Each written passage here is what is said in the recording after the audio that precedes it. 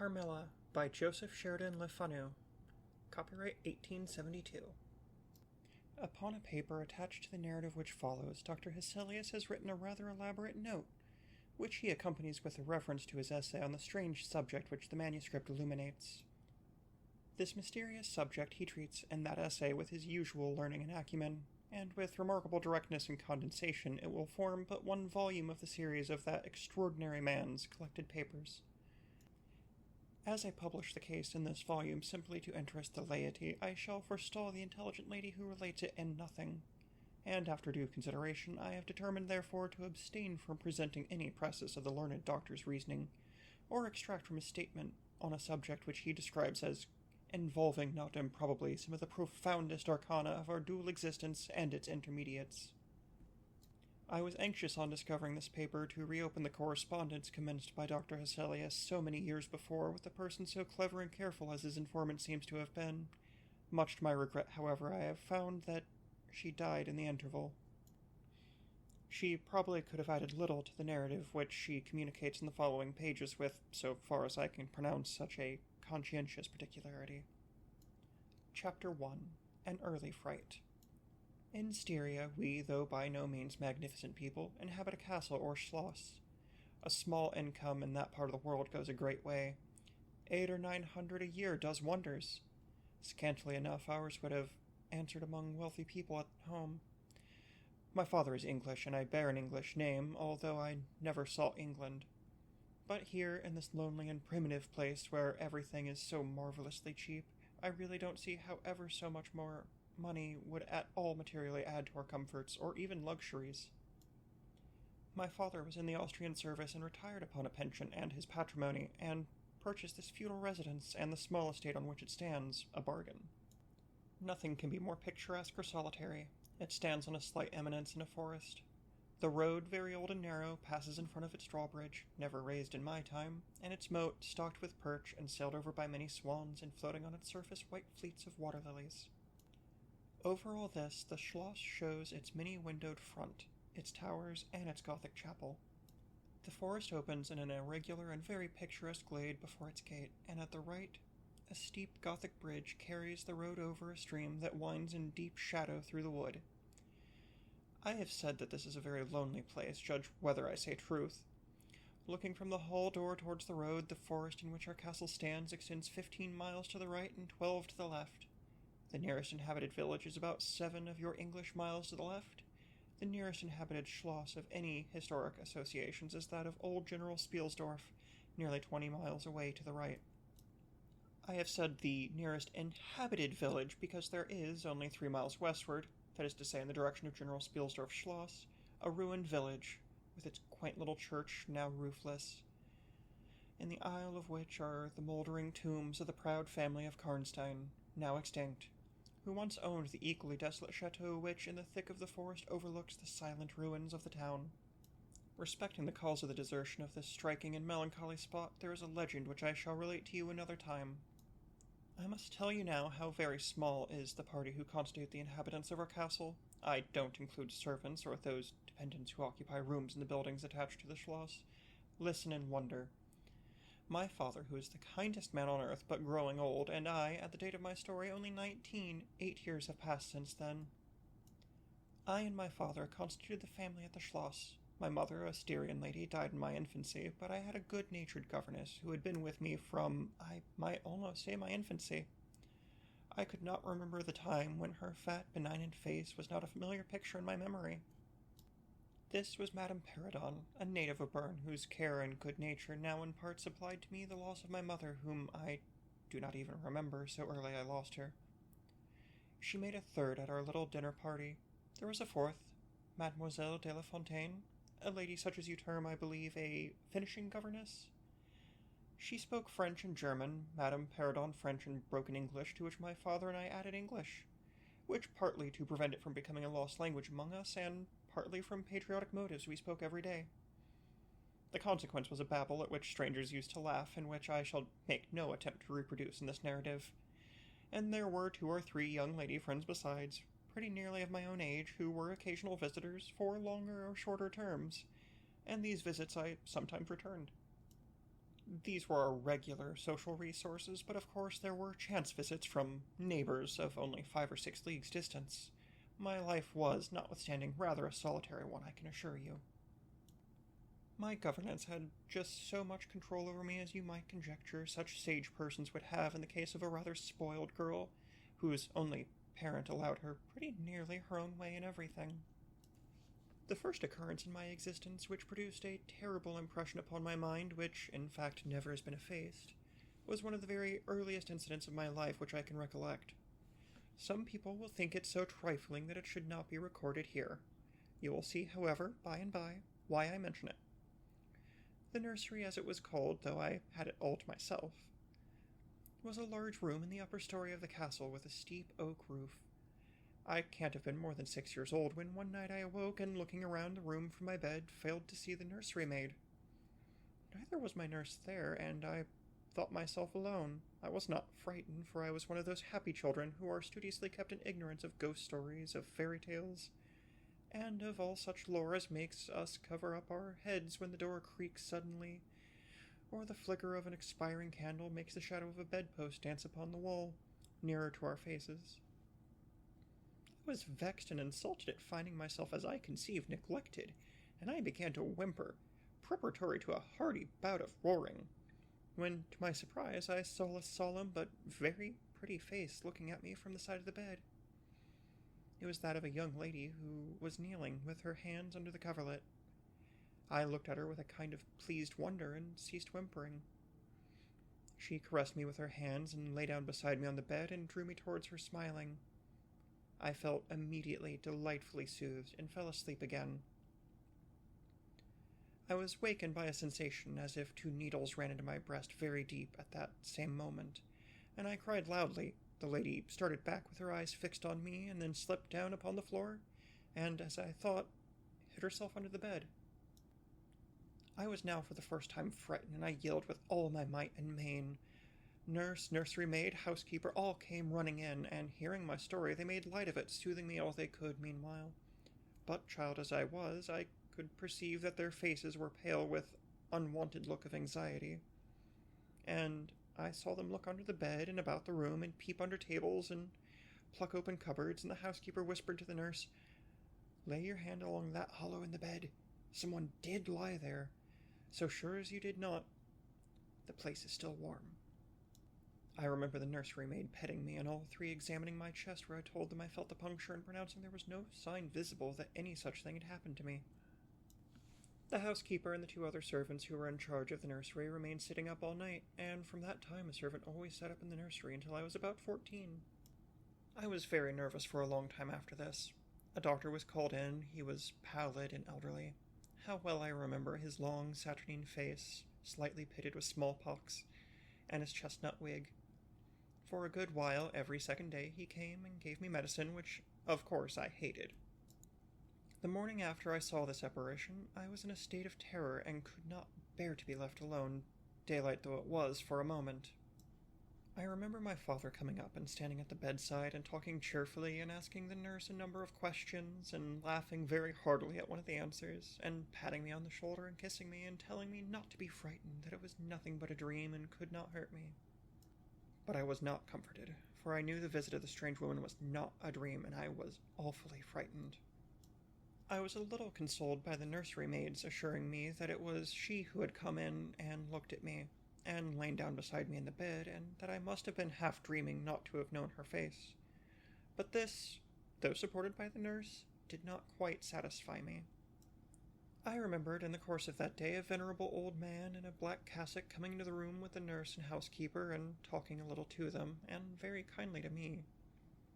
His face was very sweet and gentle, and he told me they were going to pray, and joined my hands together and desired me to say softly, while they were praying, "Lord, hear all good prayers for us, for Jesus' sake."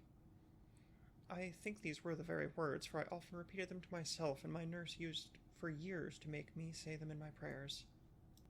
I remember so well the thoughtful, sweet face of that white-haired old man in his black cassock, as he stood in that rude, lofty brown room, with the clumsy furniture of a fashion 300 years old about him. and the scanty light entering its shadowy atmosphere through the small lattice. He kneeled, and the 3 women with him, and he prayed aloud with an earnest, quavering voice for what appeared to me a long time. I forget all of my life preceding that event, and for some time after it is all obscure also. But the scenes I have just described stand out as vivid as the isolated pictures of the phantasmagoria surrounded by darkness. Chapter 2. A Guest. I am now going to tell you something so strange that it will require all your faith in my veracity to believe my story. It is not only true, nevertheless, but truth of which I have been an eyewitness. It was a sweet summer evening, and my father asked me, as he sometimes did, to take a little ramble with him along that beautiful forest vista which I have mentioned as lying in front of the Schloss. General Spielsdorf cannot come to us so soon as I had hoped, said my father as we pursued our walk. He was to have paid us a visit of some weeks, and we had expected his arrival the next day. He was to have brought with him a young lady, his niece and ward, Mademoiselle Rheinfeldt, whom I had never seen, but whom I had heard described as a very charming girl, and in whose society I had promised myself many happy days. I was more disappointed than a young lady living in a town or a bustling neighborhood can possibly imagine. This visit and the new acquaintance it promised had furnished my daydream for many weeks. "And how soon does he come?" I asked. "Not till autumn, not for 2 months, I dare say," he answered, "and I am very glad now, dear, that you never knew Mademoiselle Rheinfeldt." "And why?" I asked, both mortified and curious. "Because the poor young lady is dead," he replied. "I quite forgot I had not told you, but you were not in the room when I received the General's letter this evening." I was very much shocked. General Spielsdorf had mentioned in his first letter 6 or 7 weeks before that she was not so well as he would wish her, but there was nothing to suggest the remotest suspicion of danger. "Here is the General's letter," he said, handing it to me. "I am afraid he is in great affliction. The letter appears to me to have been written very nearly in distraction." We sat down on a rude bench under a group of magnificent lime trees. The sun was setting with all its melancholy splendor behind the sylvan horizon, and the stream that flows beside our home and passes under the steep old bridge that I have mentioned ran through many a group of noble trees almost at our feet, reflecting in its current the fading crimson of the sky. General Spielsdorf's letter was so extraordinary, so vehement, in some places so self-contradictory, that I read it twice over, the second time aloud to my father, and was still unable to account for it, except by supposing that grief had unsettled his mind. It said, "I have lost my darling daughter, for as such I loved her. During the last days of dear Bertha's illness, I was not able to write to you. Before then, I had no idea of her danger. I have lost her, and now learn all too late. She died in the peace of innocence, and in the glorious hope of a blessed futurity. The fiend who betrayed our infatuated hospitality has done it all. I thought I was receiving into my house innocence, gaiety, a charming companion for my lost Bertha. Heavens, what a fool have I been! I thank God my child died without a suspicion of the cause of her sufferings. She is gone without so much as conjecturing the nature of her illness, and the accursed passion of the agent of all this misery. I devote my remaining days to tracking and extinguishing a monster. I am told I may hope to accomplish my righteous and merciful purpose. At present there is scarcely a gleam of light to guide me. I curse my conceited incredulity, my despicable affectation of superiority, my blindness, my obstinacy, all too late. I cannot write or talk collectedly now. I am distracted. So soon as I shall have a little recovered, I mean to devote myself for a time to inquiry, which may possibly lead me as far as Vienna. Sometime in the autumn, 2 months hence, or earlier if I live, I will see you, that is, if you permit me. I will then tell you all that I scarce dare put upon paper now. Farewell. Pray for me, dear friend. In these terms ended this strange letter, though I had never seen Bertha Rheinfeldt. My eyes filled with tears at the sudden intelligence. I was startled as well as profoundly disappointed. The sun had now set, and it was twilight by the time I returned the General's letter to my father.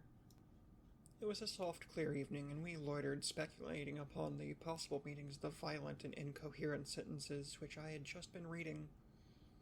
We had nearly a mile to walk before reaching the road that passes the Schloss in the front, and by that time the moon was shining brilliantly. At the drawbridge we met Madame Perrodon and Mademoiselle de La Fontaine, who had come out, without their bonnets, to enjoy the exquisite moonlight. We heard their voices gabbling in animated dialogue as we approached. We joined them at the drawbridge and turned about to admire with them the beautiful scene. The glade through which we had just walked lay before us. At our left, the narrow road wound away under clumps of lordly trees and was lost to sight amid the thickening forest. At the right, the same road crosses the steep and picturesque bridge, near which stands a ruined tower which once guarded that pass, and beyond the bridge an abrupt eminence rises, covered with trees and showing in the shadows some gray, ivy-clustered rocks. Over the sward and low grounds a thin film of mist was stealing like smoke, marking the distance with a transparent veil, and here and there we could see the river faintly flashing in the moonlight. No softer, sweeter scene could be imagined. The news I had just heard made it melancholy, but nothing could disturb its character of profound serenity, and the enchanted glory and vagueness of the prospect. My father, who enjoyed the picturesque, and I stood looking in silence over the expanse beneath us. The two good governesses, standing a little way behind us, discoursed upon the scene, and were eloquent upon the moon. Madame Perrodon was fat, middle-aged, and romantic, and talked and sighed poetically. Mademoiselle de La Fontaine, in right of her father, who was a German, assumed to be psychological, metaphysical, and something of a mystic, now declared that when the moon shone with a light so intense, it was well known that it indicated a special spiritual activity. The effect of the full moon in such a state of brilliancy was manifold. It acted on dreams, it acted on lunacy, it acted on nervous people, had a marvelous physical influence connected with life. Mademoiselle related that her cousin, who was a maid of a merchant ship, having taken a nap on deck on such a night, lying on his back with his face full in the light of the moon, had wakened after a dream of an old woman clawing him by the cheek, with his features horribly drawn to one side, and his countenance had never quite recovered its equilibrium. The moon, this night, she said, is full of idyllic and magnetic influence, and see, when you look behind you at the front of the Schloss, how all its windows flash and twinkle with that silvery splendor, as if unseen hands had lighted up the rooms to receive fairy guests. There are indolent styles of the spirits in which, indisposed to talk ourselves, the talk of others is pleasant to our listless ears, and I gazed on, pleased with the tinkle of the ladies' conversation. "I have got into one of my moping moods tonight," said my father, after a silence, and quoting Shakespeare, whom, by way of keeping up our English, he used to read aloud, he said, "In truth, I know not why I am so sad. It wearies me. You say it wearies you. But how I got it, came by it. I forget the rest, but I feel as if some great misfortune were hanging over us. I suppose the poor General's afflicted letter has had something to do with it." At this moment the unwonted sound of carriage wheels and many hoofs upon the road arrested our attention. They seemed to be approaching from the high ground overlooking the bridge, and very soon the equipage emerged from that point. 2 horsemen first crossed the bridge, then came a carriage drawn by 4 horses, and 2 men rode behind. It seemed to be the traveling carriage of a person of rank, and we were all immediately absorbed in watching that very unusual spectacle. It became, in a few moments, greatly more interesting, for just as the carriage had passed the summit of the steep bridge, one of the leaders, taking fright, communicated his panic to the rest, and after a plunge or two, the whole team broke into a wild gallop together, and dashing between, the horseman who rode in front came thundering along the road towards us with the speed of a hurricane. The excitement of the scene was made more painful by the clear, long-drawn screams of a female voice from the carriage window. We all advanced in curiosity and horror, me rather in silence, the rest with various ejaculations of terror. Our suspense did not last long. Just before you reach the castle drawbridge on the route they were coming, there stands by the roadside a magnificent lime tree. On the other stands an ancient stone cross, at sight of which the horses, now going at a pace that was perfectly frightful, swerved so as to bring the wheel over the projecting roots of the tree. I knew what was coming. I covered my eyes, unable to see it out, and turned my head away. At the same moment I heard a cry from my lady friends, who had gone on a little. Curiosity opened my eyes, and I saw a scene of utter confusion. 2 of the horses were on the ground, the carriage lay upon its side with 2 wheels in the air. The men were busy removing the traces, and a lady with a commanding air and figure had got out and stood with clasped hands, raising the handkerchief that was in them every now and then to her eyes. Through the carriage door was now lifted a young lady who appeared to be lifeless.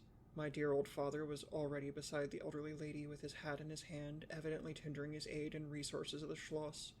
The lady did not appear to hear him or to have eyes for anything but the slender girl who was being placed against the slope of the bank. I approached. The young lady was apparently stunned, but she was certainly not dead. My father, who piqued himself on being something of a physician, had just had his fingers on her wrist and assured the lady, who declared herself her mother, that her pulse, though faint and irregular, was undoubtedly still distinguishable. The lady clasped her hands and looked upward as if in momentary transport of gratitude, but immediately she broke out again in a theatrical way which is, I believe, natural to some people. She was what is called a fine-looking woman for her time of life, and must have been handsome. She was tall but not thin, and dressed in black velvet, and looked rather pale, but with a proud and commanding countenance, though now agitated strangely. "Who was ever being so born to calamity?" I heard her say with clasped hands as I came up. "Here I am on a journey of life and death, in prosecuting which to lose an hour is possibly to lose all. My child will not have recovered sufficiently to resume her route, for who can say how long? I must leave her. I dare not delay. How far on, sir, can you tell, is the nearest village? I must leave her there, and shall not see my darling or even hear of her till my return 3 months hence." I plucked my father by the coat and whispered earnestly in his ear, "Oh, papa, pray ask her to let her stay with us. It would be so delightful. Do, pray." "If madame will entrust her child to the care of my daughter and of her good governante, Madame Perrodon, and permit her to remain as our guest under my charge until her return, it will confer a distinction and an obligation upon us, and we shall treat her with all the care and devotion which so sacred a trust deserves." "I cannot do that, sir. It would be to task your kindness and chivalry too cruelly," said the lady distractedly. "It would, on the contrary, be to confer on us a very great kindness at the moment when we most need it. My daughter has just been disappointed by a cruel misfortune, in a visit from which she had long anticipated a great deal of happiness. If you confide this young lady to our care, it will be her best consolation. The nearest village on your route is distant, and affords no such inn as you could think of placing your daughter at. You cannot allow her to continue her journey for any considerable distance without danger. If, as you say, you cannot suspend your journey, you must part with her tonight, and nowhere could you do so with more honest assurances of care and tenderness than here." There was something in this lady's air and appearance so distinguished and even imposing, and her manner so engaging as to impress one, quite apart from the dignity of her equipage, with a conviction that she was a person of consequence. By this time, the carriage was replaced in its upright position, and the horses quite tractable in the traces again.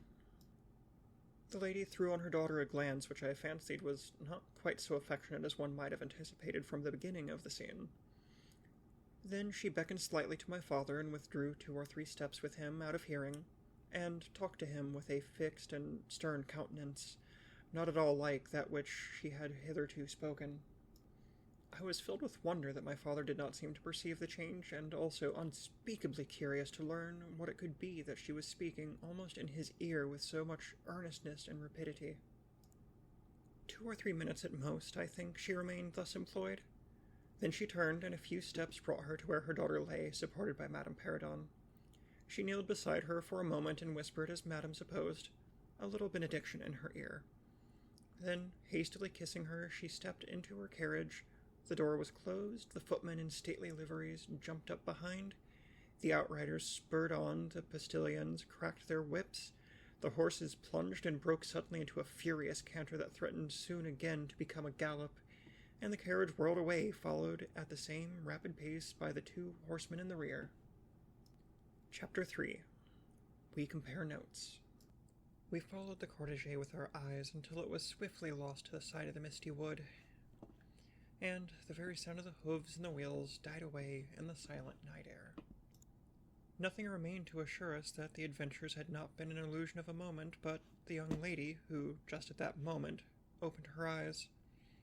I could not see, for her face was turned from me, but she raised her head, evidently looking about her, and I heard a very sweet voice ask, complainingly, "Where is Mamma?" Our good Madame Perrodon answered tenderly, and added some comfortable assurances. I then heard her ask, "Where am I? What is this place?" And after that she said, "I don't see the carriage, and Matsuka, where is she?" Madame answered all her questions, and so far as she understood them, and gradually the young lady remembered how the misadventure came about, and was glad to hear that no one in or in attendance on the carriage was hurt. And on learning that her mamma had left her here, till her return in about 3 months, she wept. I was going to add my consolations to those of Madame Perrodon when Mademoiselle de La Fontaine placed her hand upon my arm, saying, "Don't approach. One at a time is as much as she can at present converse with. A very little excitement would possibly overpower her now. As soon as she is comfortably in bed, I thought, I will run up to her room and see her." My father, in the meantime, had sent a servant on horseback for the physician, who lived about 2 leagues away, and a bedroom was being prepared for the young lady's reception. The stranger now rose, and leaning on Madame's arm, walked slowly over the drawbridge and into the castle gate. In the hall, servants waited to receive her, and she was conducted forthwith to her room. The room we usually sat in, as our drawing-room is long, having 4 windows that looked over the moat and drawbridge upon the forest scene I have just described. It is furnished in old carved oak with large carved cabinets, and the chairs are cushioned with crimson Utrecht velvet. The walls are covered with a tapestry and surrounded with great gold frames, the figures being as large as life, in ancient and very curious costume, and the subjects represented are hunting, hawking, and generally festive. It is not too stately to be extremely comfortable, and here we had our tea. For, with his usual patriotic leanings, he insisted that the national beverage should make its appearance regularly with our coffee and chocolate. We sat here this night, and, with candles lighted, were talking over the adventure of the evening.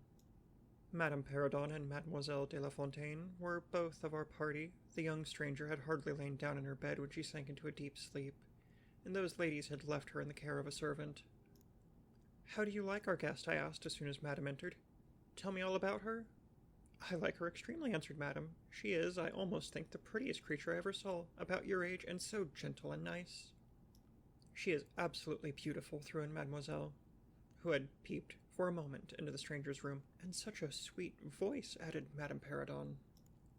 "Did you remark a woman in the carriage after it was set up again, who did not get out?" inquired Mademoiselle, "but only looked from the window?"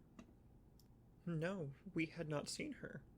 Then she described a hideous black woman with a sort of colored turban on her head, and who was gazing all the time from the carriage window, nodding and grinning derisively towards the ladies, with gleaming eyes and large white eyeballs, and her teeth set as if in a fury.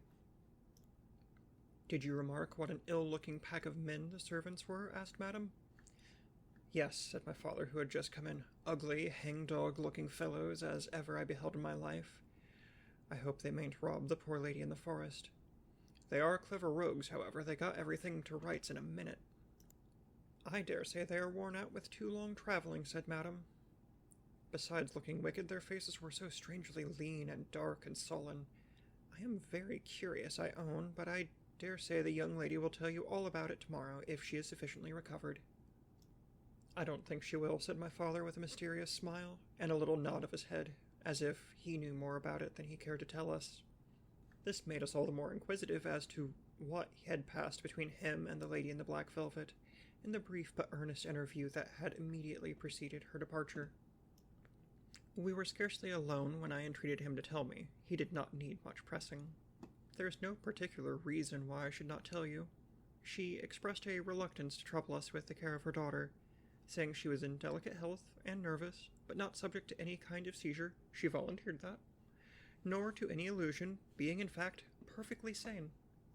"How very odd to say all that," I interpolated. "It was so unnecessary." "At all events, it was said," he laughed. "And as you wish to know all that passed, which was indeed very little, I tell you, she then said, 'I am making a long journey of vital importance.' She emphasized the word, rapid and secret.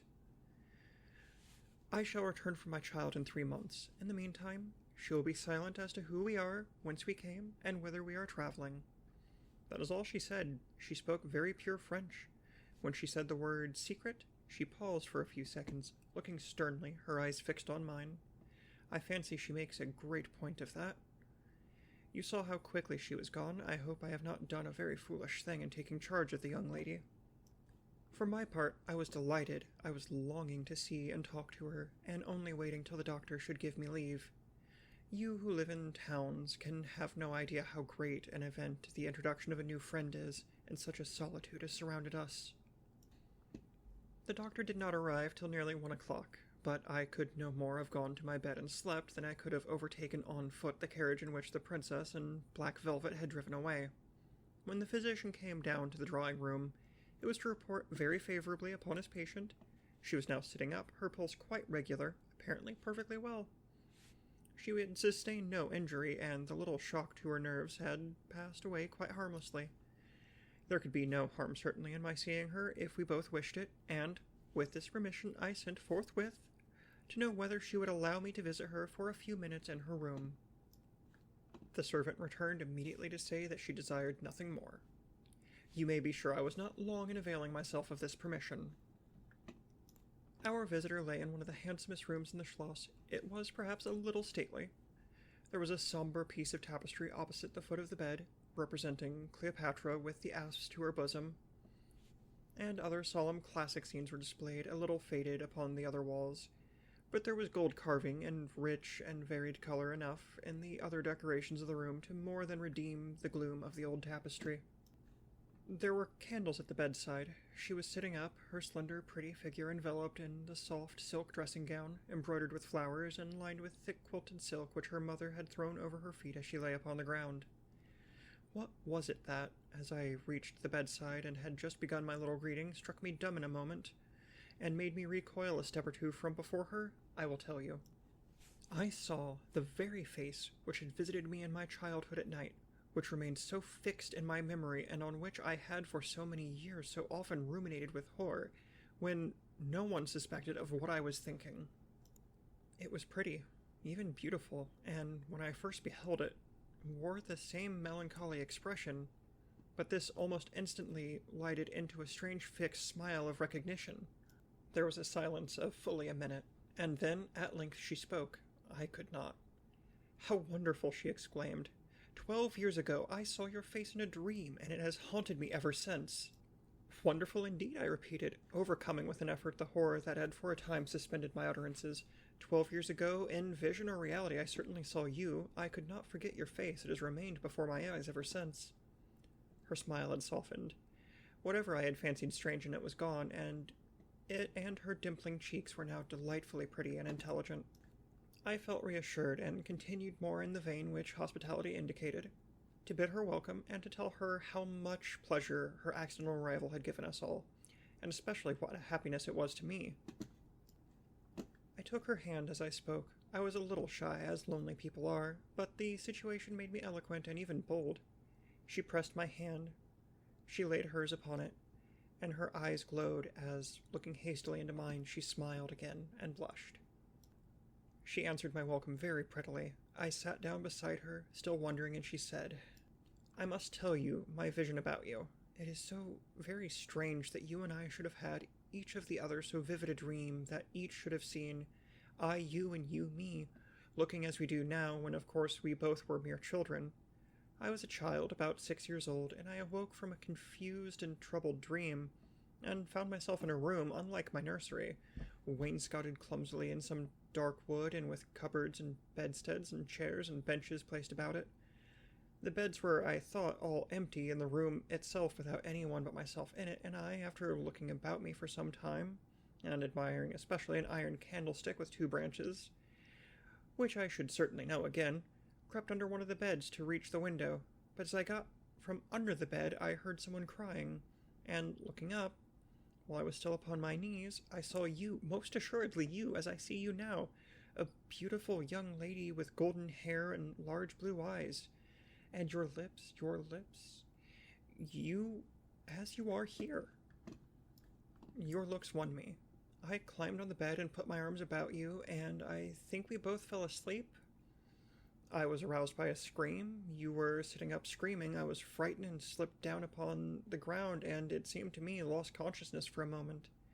And when I came to myself, I was again in my nursery at home. Your face I have never forgotten since. I could not be misled by mere resemblance.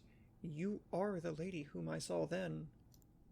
It was now my turn to relate my corresponding vision, which I did, to the undisguised wonder of my new acquaintance. "I don't know which should be most afraid of the other," she said, again smiling. "If you were less pretty, I think I should be very much afraid of you, but being as you are, and you and I both so young, I feel only that I have made your acquaintance 12 years ago, and have already a right to your intimacy. At all events, it does seem as if we were destined, from our earliest childhood, to be friends. I wonder whether you feel as strangely drawn towards me as I do to you. I have never had a friend. Shall I find one now?" She sighed, and her fine dark eyes gazed passionately on me. Now, the truth is, I felt rather unaccountably towards the beautiful stranger. I did feel, as she said, drawn towards her, but there was also something of repulsion. In this ambiguous feeling, however, the sense of attraction immensely prevailed. She interested and won me. She was so beautiful and so indescribably engaging. I perceived now something of languor and exhaustion stealing over her, and hastened to bid her good night. "The doctor thinks," I added, "that you ought to have a maid to sit up with you tonight. One of ours is waiting, and you will find her a very useful and quiet creature." "How kind of you, but I could not sleep. I never could with an attendant in the room. I shan't require any assistance, and, shall I confess my weakness, I am haunted with a terror of robbers. Our house was robbed once, and 2 servants murdered, so I always lock my door. It has become a habit, and you look so kind. I know you will forgive me. I see there is a key in the lock." She held me close in her pretty arms for a moment and whispered in my ear, "Good night, darling. It is very hard to part with you, but good night. Tomorrow, but not early. I shall see you again." She sank back on the pillow with a sigh, and her fine eyes followed me with a fond and melancholy gaze, and she murmured again, "Good night, dear friend." Young people like, and even love, on impulse. I was flattered by the evident, though as yet undeserved fondness she showed me.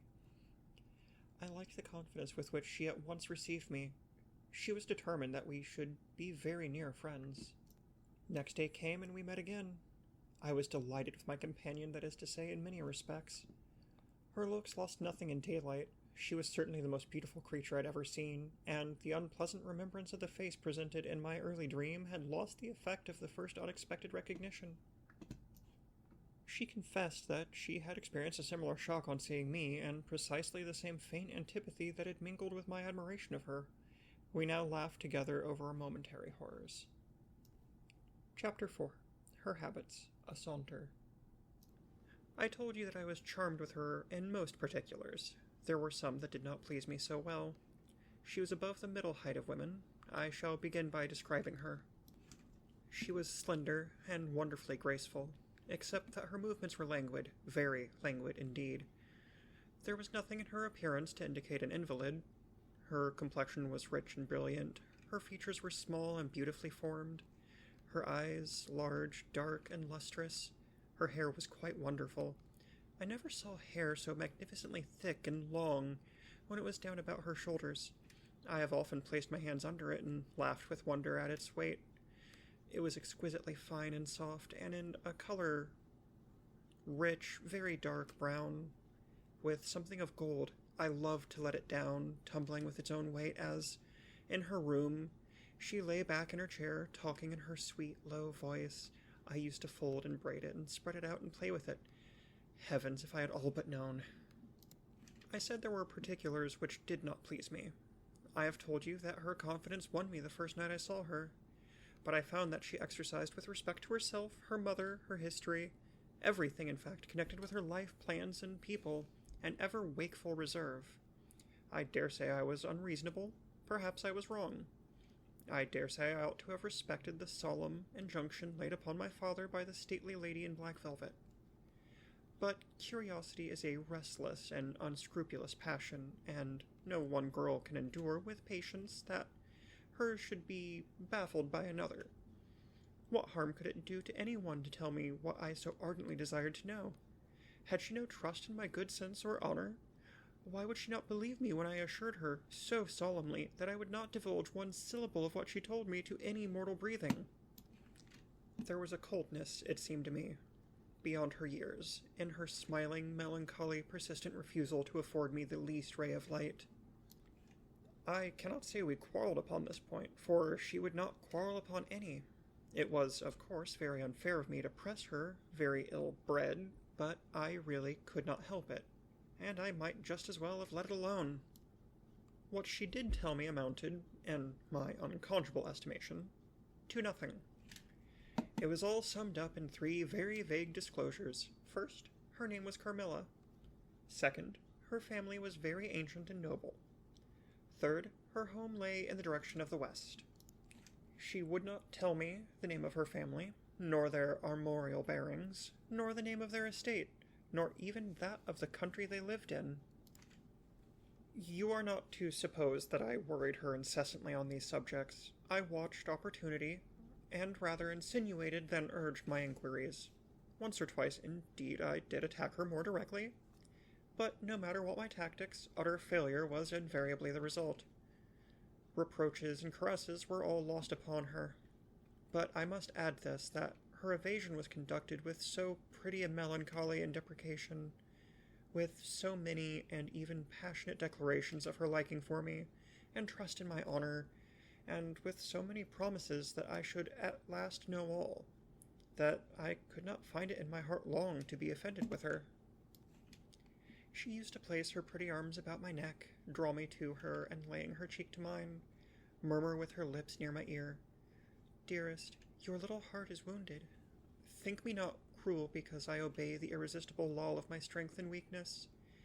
If your dear heart is wounded, my wild heart bleeds with yours. In the rapture of my enormous humiliation, I live in your warm life, and you shall die, sweetly die into mine. I cannot help it. As I draw near to you, you, in your turn, will draw near to others, and learn the rapture of that cruelty, which yet is love. So, for a while, seek to know no more of me and mine, but trust me with all your loving spirit." And when she had spoken such a rhapsody, she would press me more closely in her trembling embrace, and her lips in soft kisses gently glow upon my cheek. Her agitations and her language were unintelligible to me. From these foolish embraces, which were not of very frequent occurrence, I must allow, I used to wish to extricate myself, but my energies seemed to fail me. Her murmured words sounded like a lullaby in my ear and soothed my resistance into a trance from which I only seemed to recover myself when she withdrew her arms. In these mysterious moods I did not like her. I experienced a strange, tumultuous excitement that was pleasurable, ever and anon, mingled with a vague sense of fear and disgust. I had no distinct thoughts about her while such scenes lasted, but I was conscious of a love growing into adoration, and also of abhorrence. This I know is paradox, but I can make no other attempt to explain the feeling. I now write, after an interval of more than 10 years, with a trembling hand, with a confused and horrible recollection of certain occurrences and situations, in the ordeal through which I was unconsciously passing, though with a vivid and very sharp remembrance of the main current of my story. But I suspect in all lives there are certain emotional scenes, those in which our passions have been most wildly and terribly roused, that are of all others the most vaguely and dimly remembered. Sometimes, after an hour of apathy, my strange and beautiful companion would take my hand and hold it with a fond pressure, renewed again and again, blushing softly, gazing in my face with languid and burning eyes, and breathing so fast that her dress rose and fell with the tumultuous respiration. It was like the ardor of a lover. It embarrassed me. It was hateful and yet overpowering, and with gloating eyes she drew me to her, and her hot lips traveled along my cheek in kisses, and she would whisper, almost in sobs, "You are mine. You shall be mine. You and I are one forever." Then she had thrown herself back in her chair, with her small hands over her eyes, leaving me trembling. "Are we related?" I used to ask. What can you mean by all this? I remind you perhaps of someone whom you love, but you must not. I hate it. I don't know you. I don't know myself when you look so and talk so. She used to sigh at my vehemence, then turn away and drop my hand. Respecting these very extraordinary manifestations, I strove in vain to form any satisfactory theory. I could not refer them to affection or trick. It was unmistakably the momentary breaking out of suppressed instinct and emotion. Was she, notwithstanding her mother's volunteered denial, subject to brief visitations of insanity? Or was there here a disguise and a romance? I had read in old storybooks of such things. What if a boyish lover had found his way into the house and sought to prosecute his suit in masquerade, with the assistance of a clever old adventuress? But there were many things against this hypothesis, highly interesting as it was to my vanity. I could boast of no little attentions, such as masculine gallantry delights to offer. Between these passionate moments there were long intervals of commonplace, of gaiety, of brooding melancholy, during which, except that I detected her eyes so full of melancholy fire following me, at times I might have been as nothing to her. Except in these brief periods of mysterious excitement, her ways were girlish, and there was always a languor about her, quite incompatible with the masculine system in a state of health. In some respects her habits were odd, perhaps not so singular in the opinion of a town lady like you, as they appeared to us rustic people. She used to come down very late, generally not till 1 o'clock. She would then take a cup of chocolate, but eat nothing. We then went out for a walk, which was a mere saunter, and she seemed almost immediately exhausted, and either returned to the schloss or sat on one of the benches that were placed here and there among the trees. This was a bodily languor in which her mind did not sympathize. She was always an animated talker and very intelligent. She sometimes alluded for a moment to her own home, or mentioned adventure or situation, or an early recollection which indicated a people of strange manners, and described customs of which we knew nothing. I gathered from these chance hints that her native country was much more remote than I had first fancied.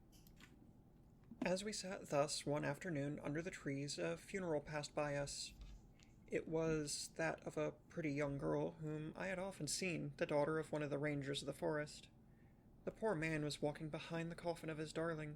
She was his only child, and he looked quite heartbroken. Peasants, walking 2 and 2, came behind. They were singing a funeral hymn. I rose to mark my respect as they passed, and joined in the hymn as they were very sweetly singing. My companion shook me a little roughly, and I turned surprised. She said brusquely, "Don't you perceive how discordant that is?" "I think it very sweet. On the contrary," I answered, vexed at the interruption, and very uncomfortable, lest the people who composed the little procession should observe and resent what was passing. I resumed, therefore, instantly, and was again interrupted. "You pierce my ears," said Carmilla, almost angrily, and stopping her ears with her tiny fingers. "Besides, how could you tell that your religion and mine are the same? Your forms wound me, and I hate funerals. What a fuss! Why must you die? Everyone must die. And all are happier when they do. Come home." "My father has gone on with the clergyman to the churchyard. I thought you knew she was to be buried today." "She? I don't trouble my head about peasants. I don't know who she is," answered Carmilla with a flash from her fine eyes. "She is the poor girl who fancied she saw a ghost a fortnight ago, and has been dying ever since, till yesterday when she expired." "Tell me nothing about ghosts. I shan't sleep tonight if you do." "I hope there is no plague or fever coming. All this looks very like it," I continued. "The swineherd's young wife died only a week ago, and she thought something seized her by the throat as she lay on her bed, and nearly strangled her. Papa says such horrible fancies do accompany some forms of fever. She was quite well the day before. She sank afterwards and died before a week." "Well, her funeral is over, I hope, and her hymn sung, and our ears shan't be tortured with that discord and jargon. It has made me nervous. Sit down here beside me. Sit close. Hold my hand. Press it hard. Hard. Harder. We had moved a little back and had come to another seat. She sat down. Her face underwent a change that alarmed and even terrified me for a moment. It darkened and became horribly livid. Her teeth and hands were clenched, and she frowned and compressed her lips, while she stared down upon the ground at her feet, and trembled all over with a continued shudder as irrepressible as ague. All her energy seemed strained to suppress a fit, with which she was then breathlessly tugging, and, at length, a low, convulsive cry of suffering broke from her, and gradually the hysteria subsided. "There, that comes of strangling people with hymns," she said at last. Hold me still, it is passing away." And so gradually it did, and perhaps to dissipate the somber impression which the spectacle had left upon me, she became unusually animated and chatty, and so we got home. This was the first time I had seen her exhibit any definable symptoms of that delicacy of health which her mother had spoken of. It was the first time also I had seen her exhibit anything like temper. Both passed away like a summer cloud, and never but once afterwards did I witness on her part a momentary sign of anger. I will tell you how it happened.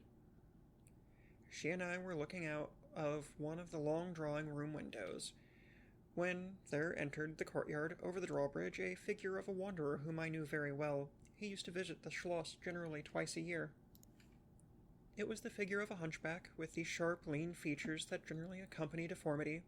He wore a pointed black beard, and he was smiling from ear to ear, showing his white fangs. He was dressed in buff, black, and scarlet, and crossed with more straps and belts than I could count, from which hung all manner of things. Behind he carried a magic lantern and 2 boxes which I knew well, and one of which was a salamander and the other a mandrake. These monsters used to make my father laugh. They were compounded of parts of monkey, parrots, squirrels, fish, and hedgehogs dried and stitched together with great neatness and startling effect.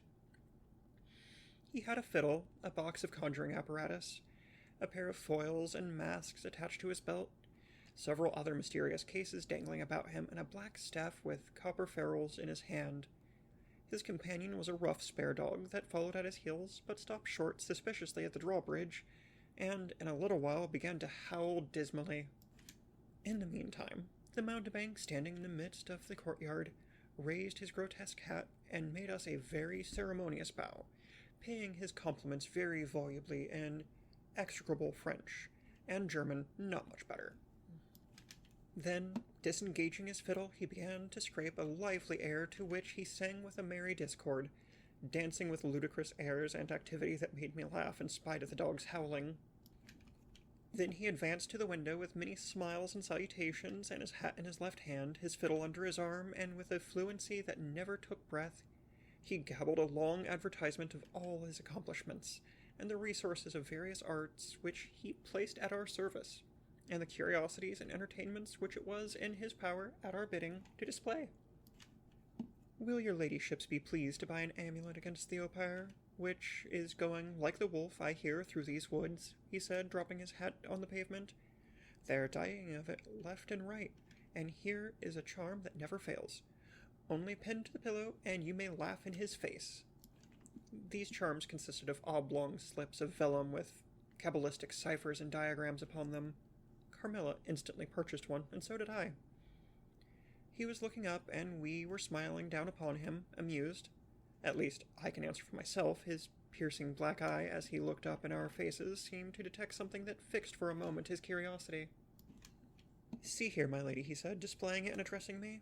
"I profess, among other things less useful, the art of dentistry." "Plague take the dog," he interpolated. "Silence, beast. He howls so that your ladyships can scarcely hear a word. Your noble friend, the young lady at your right, has the sharpest tooth. Long, thin, pointed like an awl, like a needle, ha-ha, with my sharp and long sight, as I look up I have seen it distinctly. Now, if it happens to hurt the young lady, and I think it must, here am I. Here are my file, my punch, my nippers. I will make it round and blunt, if her ladyship pleases. No longer the tooth of a fish, but of a beautiful young lady as she is. Hey, is this young lady displeased? Have I been too bold? Have I offended her?" The young lady, indeed, looked very angry as she drew back from the window. "How dares that mountebank insult us so? Where is your father? I shall demand redress from him. My father would have had the wretch tied up to the pump and flogged with a cart whip, and burnt to the bones with a cattle brand. She retired from the window a step or two and sat down, and had hardly lost sight of the offender when her wrath subsided as suddenly as it had risen, and she gradually recovered her usual tone and seemed to forget the little hunchback and his follies. My father was out of spirits that evening. On coming in, he told us that there had been another case very similar to the two fatal ones which had lately occurred. The sister of a young peasant on his estate, only a mile away, was very ill, had been, as she described it, attacked very nearly in the same way, and was now slowly but steadily sinking. All this, said my father, is strictly referable to natural causes. These poor people infect one another with their superstitions, and so repeat in imagination the images of terror that have infested their neighbors. But that very circumstance frightens one horribly, said Carmilla. How so? Inquired my father. I am so afraid of fancying I see such things. I think it would be as bad as reality. We are in God's hands. Nothing can happen without his permission, and all will end well for those who love him. He is our faithful Creator. He has made us all and will take care of us. Creator? Nature, said the young lady in answer to my gentle father, and this disease that invades the country is natural. Nature. All things proceed from nature, don't they? All things in nature, in the earth and under the earth, act and live as nature ordains? I think so. The doctor said he would come here today, said my father, after a silence. I want to know what he thinks about it, and what he thinks we had better do. The doctors never did me any good, said Carmilla. Then you've been ill? I asked. More ill than ever you were, she answered. Long ago? Yes, a long time. I suffered from this very illness, but I forget all but my pain and weakness, and they were not so bad as are suffered in other diseases. You were very young then? I dare say. Let us talk no more of it. You would not wound a friend? She looked languidly in my eyes and passed her arm around my waist lovingly, and led me out of the room. My father was busy over some papers near the window. Why does your papa like to frighten us? Said the pretty girl with a sigh and a little shudder. He doesn't, dear Carmilla. It is the very furthest thing from his mind. Are you afraid, dearest? I should be very much if I fancied there was any real danger of my being attacked as those people were. You are afraid to die? Yes, everyone is. But to die as lovers may, to die together, so that they may live together. Girls are caterpillars while they live in the world, to be finally butterflies when the summer comes. But in the meantime, there are grubs and larvae, don't you see, each with their peculiar propensities, necessities, and structure. So says Monsieur Buffon in his big book in the next room. Later in the day the doctor came, and was closeted with Papa for some time. He was a skilful man of 60 and upwards. He wore powder, and shaved his pale face as smooth as a pumpkin. He and Papa emerged from the room together, and I heard Papa laugh, and say as they came out, Well, I do wonder at a wise man like you. What do you say to hippogriffs and dragons? The doctor was smiling and made answer, shaking his head. Nevertheless, life and death are mysterious states, and we know little of the resources of either. And so they walked on, and I heard no more. I did not know then what the doctor had been broaching, but I think I guess it now. Chapter 5. A Wonderful Likeness. This evening there arrived from Gratz the grave, dark-faced son of the picture cleaner, with a horse and cart laden with 2 large packing cases, having many pictures in each. It was a journey of 10 leagues, and whenever a messenger arrived at the Schloss from our little capital of Gratz, we used to crowd about him in the hall to hear the news. This arrival created, in our secluded quarters, quite a sensation. The cases remained in the hall, and the messenger was taken charge of by the servants till he had eaten his supper. Then, with assistance, and armed with hammer, ripping chisel, and turnscrew, he met us in the hall where we had assembled to witness the unpacking of the cases. Carmilla sat looking listlessly on, while one after the other of the old pictures, nearly all portraits, which had undergone the process of renovation, were brought to light. My mother was of an old Hungarian family, and most of these pictures, which were about to be restored to their places, had come to us through her. My father had a list in his hand, from which he read, as the artist rummaged out the corresponding numbers. I don't know that the pictures were very good, but they were undoubtedly very old, and some of them very curious also. They had, for the most part, the merit of being now seen by me, I may say, for the first time, for the smoke and dust of time had all but obliterated them. "There is a picture that I have not seen yet," said my father. "In one corner at the top of it is the name, as well as I could read, Marcia Karnstein, and the date 1698, and I am curious to see how it has turned out." I remember it. It was a small picture about 1.5 feet high and nearly square without a frame, but it was so blackened by age that I could not make it out. The artist now produced it with evident pride. It was quite beautiful. It was startling. It seemed to live. It was the effigy of Carmilla. "Carmilla, dear, here is an absolute miracle. Here you are, living, smiling, ready to speak in this picture. Isn't it beautiful, Papa? And see, even the little mole on her throat." My father laughed and said, "Certainly it is a wonderful likeness."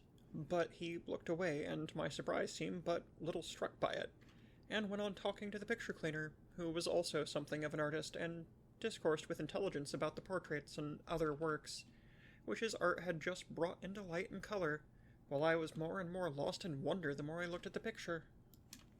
"Will you let me hang this picture in my room, Papa?" I asked. "Certainly, dear," he said, smiling. "I'm very glad you think it so like.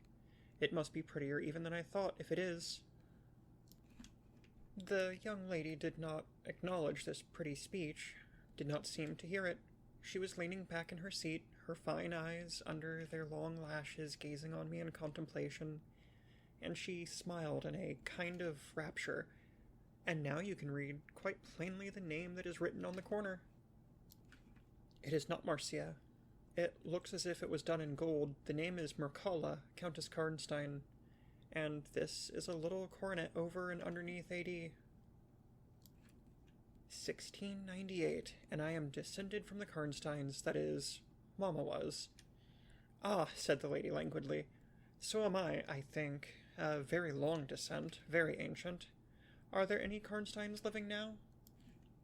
"None who bear the name, I believe. The family were ruined, I believe, in some civil wars long ago, but the ruins of the castle are only about 3 miles away." "How interesting," she said languidly. "But see what beautiful moonlight." She glanced through the hall door, which stood a little open. "Suppose you take a little ramble around the court and look down at the Rhoden River?" "It is so like the night you came to us," I said. She sighed, smiling. She rose, and each with her arm about the other's waist, we walked out upon the pavement. In silence, slowly we walked down to the drawbridge where the beautiful landscape opened before us. "And so you were thinking of the night I came here," she almost whispered. "Are you glad I came?" "Delighted, dear Carmilla," I answered. "And you asked for the picture you think like me, to hang in your room," she murmured with a sigh as she drew her arm closer about my waist and let her pretty head sink upon my shoulder. "How romantic you are, Carmilla," I said. "Whenever you tell me your story, it will be made up chiefly of some one great romance." She kissed me silently. "I am sure, Carmilla, you have been in love, that there is, at this moment, an affair of the heart going on." "I have never been in love with no one, and never shall," she whispered, "unless it should be with you." How beautiful she looked in the moonlight. Shy and strange was the look with which she quickly hid her face in my neck and hair, with tumultuous sighs that seemed almost to sob, and pressed in mine a hand that trembled. Her soft cheek was glowing against mine. "Darling, darling," she murmured, "I live in you, and you would die for me. I love you so." I started from her. She was gazing on me with eyes from which all fire, all meaning had flown, and a face colorless and apathetic. "Is there a chill in the air, dear?" she said drowsily. "I almost shiver. Have I been dreaming? Let us come in. Come in." "You look ill, Carmilla, a little faint. You certainly must take some wine," I said. "Yes, I will. I'm better now. I shall be quite well in a few minutes. Yes, do give me a little wine," answered Carmilla as we approached the door. "Let us look again for a moment. It is the last time, perhaps, I shall see the moonlight with you." "How do you feel now, dear Carmilla? Are you really better?" I asked. I was beginning to take alarm lest she should have been stricken with the strange epidemic that they said had invaded the country about us. Papa would be grieved beyond measure, I added, if he thought you were ever so little ill without immediately letting us know. We have a very skillful doctor near us, the physician who was with Papa today. I'm sure he is. I know how kind you all are, but, dear child, I am quite well again. There is nothing ever wrong with me, but a little weakness. People say I am languid, I am incapable of exertion. I can scarcely walk as far as a child of 3 years old. And every now and then the little strength I have falters, and I become as you have just seen me. But after all, I am very easily set up again. In a moment I am perfectly myself. See how I have recovered? So indeed she had, and she and I talked a great deal, and very animated she was, and the remainder of that evening passed without any recurrence of what I call her infatuations. I mean her crazy talk and looks which embarrassed and even frightened me. But there occurred that night an event which gave my thoughts quite a new turn and seemed to startle even Carmilla's languid nature into momentary energy. Chapter 6. A Very Strange Agony. When we got into the drawing room and had sat down to our coffee and chocolate, although Carmilla did not take any, she seemed quite herself again, and Madame and Mademoiselle de la Fontaine joined us and made a little card party, in the course of which Papa came in for what he called his dish of tea. When the game was over, he sat down beside Carmilla on the sofa and asked her, a little anxiously, whether she had heard from her mother since her arrival. She answered no. He then asked whether she knew where a letter would reach her at the present. I cannot tell, she answered ambiguously, but I have been thinking of leaving you. You have been already too hospitable and too kind to me. I have given you an infinity of trouble, and I should wish to take a carriage tomorrow and post in pursuit of her. I know where I shall ultimately find her, although I dare not yet tell you. But you must not dream of any such thing, exclaimed my father, to my great relief. We can't afford to lose you so, and I won't consent to your leaving us, except under the care of your mother, who was so good as to consent to your remaining with us till she herself could return. I should be quite happy if I knew that you heard from her, but this evening the accounts of the progress of the mysterious disease that has invaded our neighborhood grow even more alarming. And, my beautiful guest, I do feel the responsibility, unaided by advice from your mother, very much. But I shall do my best, and one thing is certain, that you must not think of leaving us without her distinct direction to that effect. We should suffer too much in parting from you to consent to it easily. Thank you, sir, 1,000 times for your hospitality, she answered, smiling bashfully. You have all been too kind to me. I have seldom been so happy in all my life before, as in your beautiful chateau, under your care, and in the society of your dear daughter. So he gallantly, in his old-fashioned way, kissed her hand, smiling and pleased at her little speech. I accompanied Carmilla, as usual, to her room, and sat down and chatted with her while she was preparing for bed. Do you think, I said at length, that you will ever confide fully in me? She turned round smiling, but made no answer, only continued to smile on me. You won't answer that? I said. You can't answer pleasantly. I ought not to have asked you. You were quite right to ask me that, or anything. You do not know how dear you are to me, or you could not think any confidence too great to look for. But I am under vows, no none half so awfully, and I dare not tell my story yet, even to you. The time is very near when you shall know everything.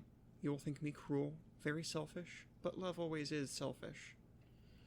The more ardent, the more selfish. How jealous I am, you cannot know. You must come with me, loving me to death, or else hate me and still come to me, and hating me through death and after.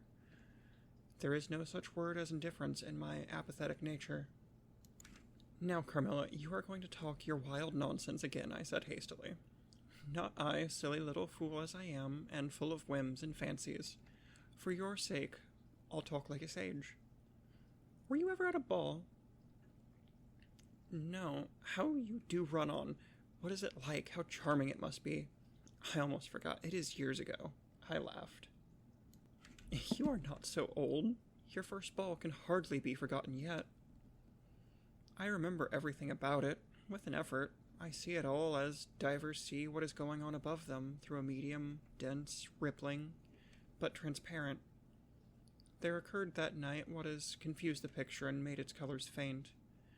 I was all but assassinated in my bed, wounded here, she touched her breast, and never was the same since. Were you near dying? Yes, very. A cruel love, strange love that would have taken my life. Love will have its sacrifices, no sacrifice without blood. Let us go to sleep now. I feel so lazy. How can I get up just now and lock my door? She was lying, with her tiny hands buried in her rich, wavy hair, under her cheek, her little head upon the pillow, and her glittering eyes followed me wherever I moved, with a kind of shy smile that I could not decipher. I bid her good night, and crept from the room with an uncomfortable sensation. I often wondered whether our pretty guest ever said her prayers. I certainly had never seen her upon her knees.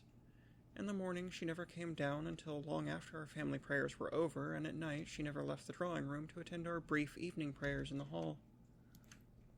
If it had not been that it had casually come out in one of our careless talks that she had been baptized, I should have doubted her being a Christian. Religion was a subject on which I had never heard her speak a word. If I had known the world better, this particular neglect or antipathy would not have so much surprised me. The precautions of nervous people are infectious, and persons of a like temperament are pretty sure, after a time, to imitate them. I had adopted Carmilla's habit of locking her bedroom door, having taken into my head all her whimsical alarms about midnight invaders and prowling assassins. I had also adopted her precaution of making a brief search through her room, to satisfy herself that no lurking assassin or robber was ensconced. These wise measures taken, I got into my bed and fell asleep. A light was burning in my room. This was an old habit of very early date, and which nothing could have tempted me to dispense with. Thus fortified, I might take up my rest in peace, but dreams come through stone walls, light up dark rooms, or darken light ones, and their persons make their exits and their entrances as they please, and laugh at locksmiths.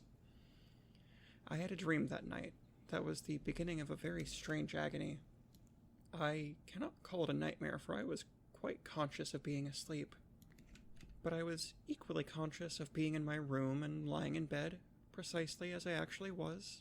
I saw, or fancied I saw, the room and its furniture, just as I had seen it last, except that it was very dark, and I saw something moving round the foot of my bed, which at first I could not accurately distinguish, but I soon saw that it was a sooty black animal that resembled a monstrous cat. It appeared to me about 4 or 5 feet long, for it measured fully the length of the hearthrug as it passed over it, and it continued toing and froing with the lithe, sinister restlessness of a beast in a cage. I could not cry out, although, as you may suppose, I was terrified. Its pace was growing faster, and the room rapidly darker and darker, and at length so dark that I could no longer see anything of it but its eyes. I felt it spring lightly on the bed. 2 broad eyes approached my face, and suddenly I felt a stinging pain, as if 2 large needles darted and entered to a part deep into my breast. I waked with a scream. The room was lighted by the candle that burnt there all through the night, and I saw a female figure standing at the foot of the bed, a little at the right side. It was in a dark, loose dress, and its hair was down and covered its shoulders. A block of stone could not have been more still. There was not the slightest stir of respiration. As I stared at it, the figure appeared to have changed its place and was now nearer the door. Then, close to it, the door opened, and it passed out. I was now relieved and able to breathe and move. My first thought was that Carmilla had been playing me a trick, and that I had forgotten to secure my door. I hastened to it and found it was locked as usual on the inside. I was afraid to open it. I was horrified. I sprang into my bed and covered my head up in the bedclothes and lay there more dead than alive till morning. Chapter 7. Descending. It would be in vain my attempting to tell you the horror with which, even now, I recall the occurrence of that night. It was no such transitory terror as a dream leaves behind it. It seemed to deepen by time and communicated itself to the room and the very furniture that had encompassed the apparition. I could not bear next day to be alone for a moment. I should have told Papa, but for 2 opposite reasons. At one time I thought he would laugh at my story, and I could not bear its being treated as a jest. And at another, I thought he might fancy that I had been attacked by the mysterious complaint which had invaded our neighborhood. I had myself no misgivings of the kind, and as he had been rather an invalid for some time, I was afraid of alarming him. I was comfortable enough with my good-natured companions, Madame Perrodon and the vivacious Mademoiselle La Fontaine. They both perceived that I was out of spirits and nervous, and at length I told them what lay so heavy at my heart. Mademoiselle laughed, but I fancied that Madame Perrodon looked anxious. "By the by," said Mademoiselle, laughing, "the long lime-tree walk behind Carmilla's bedroom window is haunted." "Nonsense!" exclaimed Madame, who probably thought the theme rather inopportune. "And who tells that story, my dear?" "Martin says that he came up twice, when the old yard gate was being repaired before sunrise, and twice saw the same female figure walking down the lime-tree avenue." "So he well might, as long as there are cows to milk in the river fields," said Madame. "I dare say, but Martin chooses to be frightened, and never did I see a fool more frightened." "You must not say a word about it to Carmilla, because she can see down that walk from her room window," I interposed, "and she is, if possible, a greater coward than I." Carmilla came down rather later than usual that day. "I was so frightened last night," she said, so soon as we were together, "and I am sure I should have seen something dreadful if it had not been for that charm I brought from that poor little hunchback whom I called such hard names. I had a dream of something black coming around my bed, and I awoke in a perfect horror, and I really thought for some seconds I saw a dark figure near the chimney place. But I felt under my pillow for my charm, and the moment my fingers touched it, the figure disappeared. And I felt quite certain, only that I had it by me, that something frightful would have made its appearance, and perhaps throttled me, as it did those poor people we heard of." "Well, listen to me," I began, and recounted my adventure, at the recital of which she appeared horrified. "And had you the charm near you?" she asked earnestly. "No, I had dropped it into a china vase in the drawing-room, but I shall certainly take it with me tonight, as you have so much faith in it." At this distance of time, I cannot tell you or even understand how I overcame my horror so effectually as to lie alone in my room that night. I remember distinctly that I pinned the charm to my pillow. I fell asleep almost immediately, and slept even more soundly than usual all night. Next night I passed as well. My sleep was delightfully deep and dreamless. But I wakened with a sense of lassitude and melancholy, which, however, did not exceed a degree that was almost luxurious. "Well, I told you so," said Carmilla, when I described my quiet sleep. "I had such delightful sleep myself last night. I pinned the charm to the breast of my nightdress. It was too far away the night before. I am quite sure it was all fancy, except the dreams. I used to think that evil spirits made dreams, but our doctor told me it was no such thing. Only a fever passing by, or some other malady, as they often do, he said, knocks at the door, and not being able to get in, passes on with that alarm." "And what do you think the charm is?" said I. "It has been fumigated or immersed in some drug, and is an antidote against the malaria," she answered. "Then it acts only on the body?" "Certainly. You don't suppose that evil spirits are frightened by bits of ribbon or perfumes of a druggist's shop? No, these complaints wandering in the air begin by trying the nerves, and so infect the brain. But before they can seize upon you, the antidote repels them. That, I am sure, is what the charm has done for us. It is nothing magical. It is simply natural." I should have been happier if I could have quite agreed with Carmilla, but I did my best, and the impression was a little losing its force. For some nights I slept profoundly, but still every morning I felt the same lassitude, and a languor weighed upon me all day. I felt myself a changed girl. A strange melancholy was stealing over me, a melancholy that I would not have interrupted. Dim thoughts of death began to open, and an idea that I was slowly sinking took gentle and somehow not unwelcome possession of me. If it was sad, the tone of mind which this induced was also sweet. Whatever it might be, my soul acquiesced in it. I would not admit that I was ill. I would not consent to tell my papa or to have the doctor sent for. Carmilla became more devoted to me than ever, and her strange paroxysms of languid adoration more frequent. She used to gloat on me with increasing ardor the more my strength and spirits waned.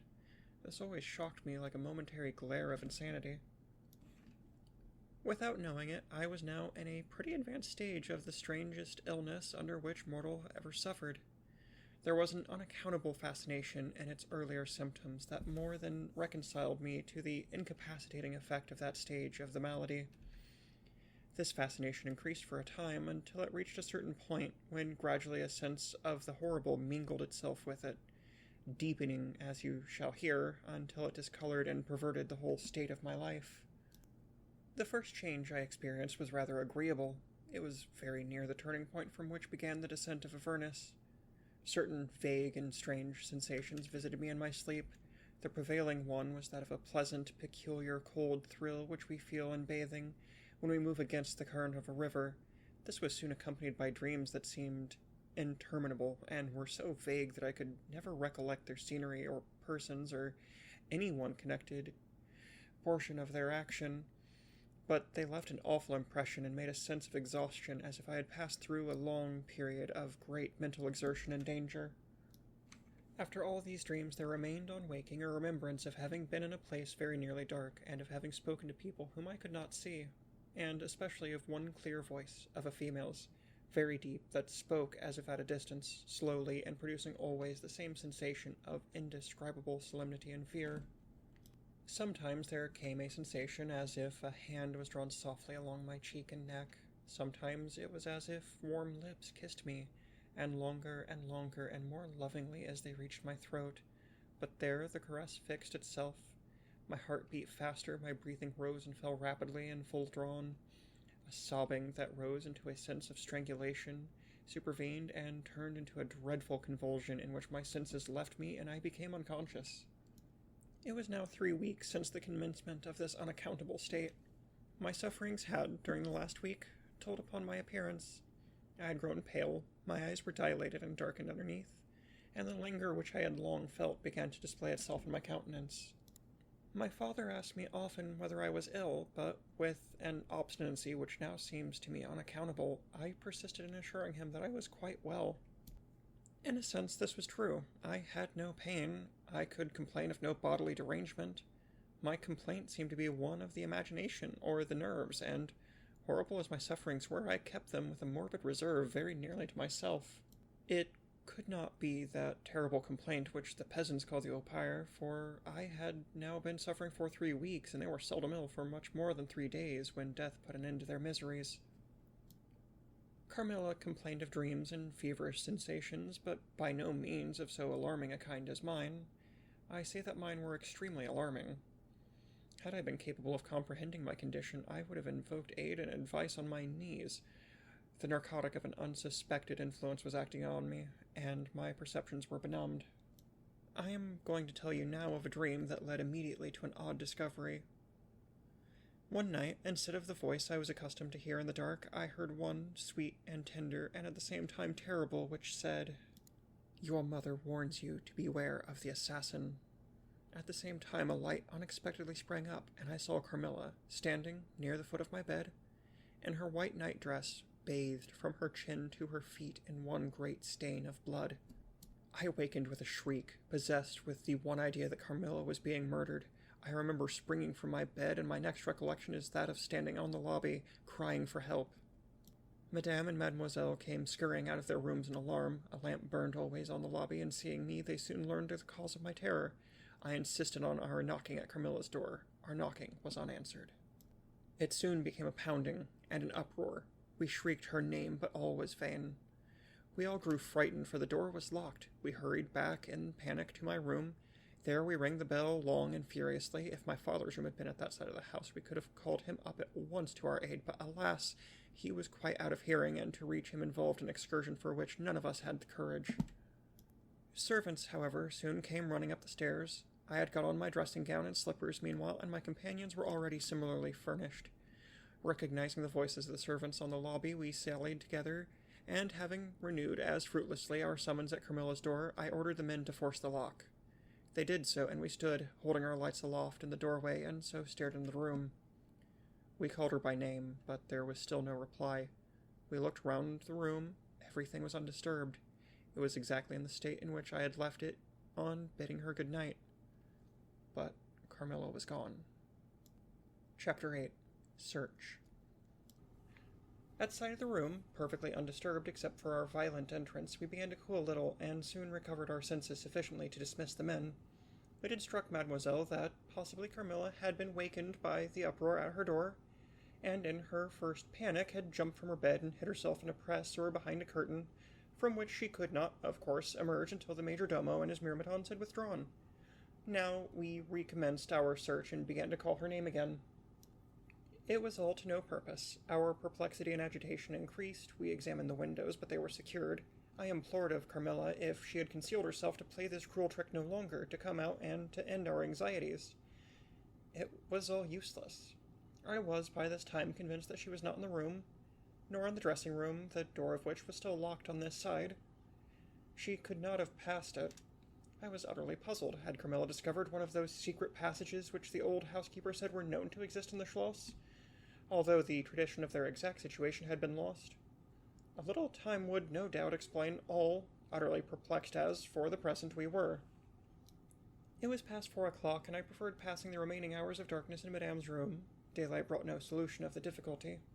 The whole household, with my father at its head, was in a state of agitation next morning. Every part of the chateau was searched. The grounds were explored. No trace of the missing lady could be discovered. The stream was about to be dragged. My father was in distraction.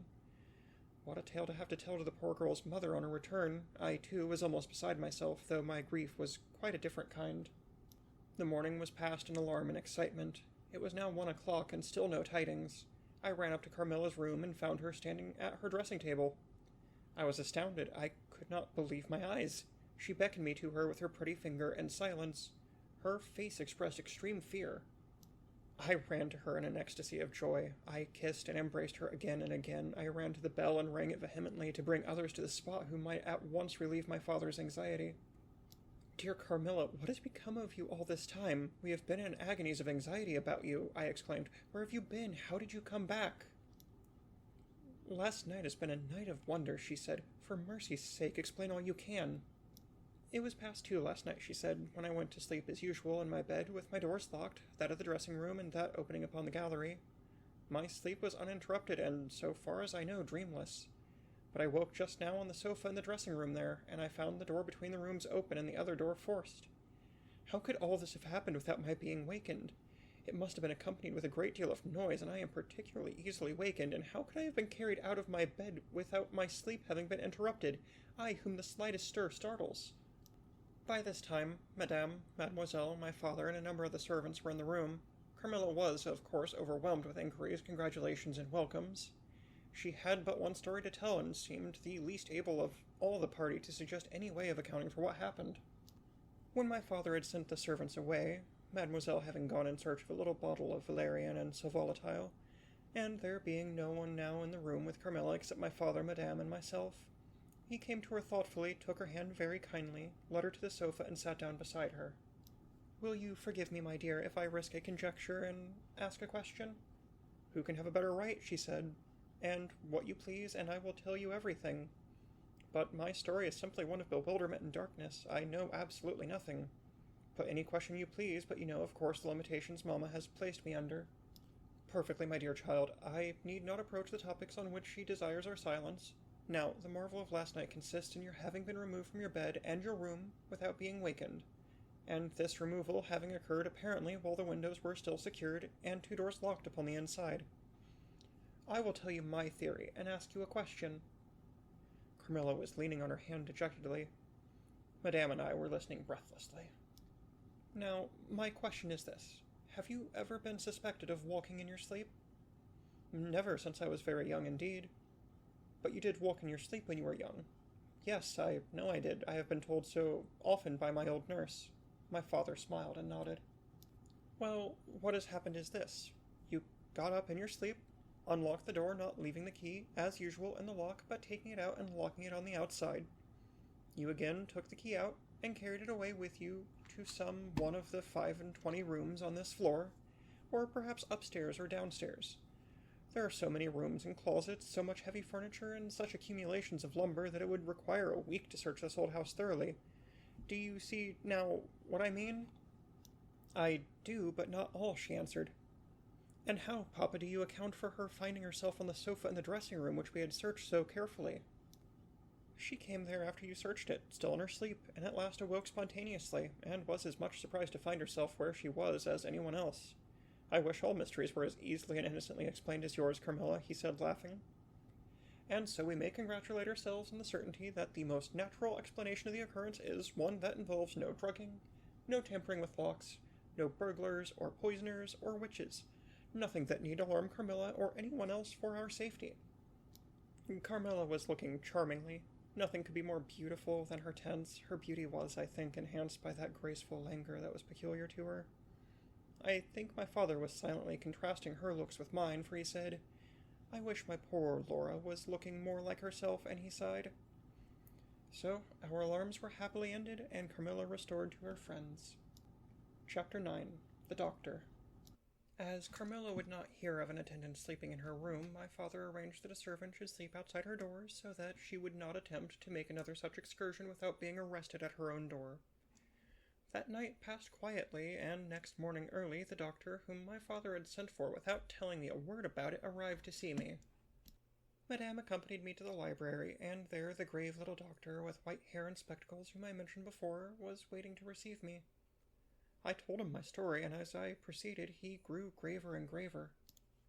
We were standing, he and I, in the recess of one of the windows, facing one another.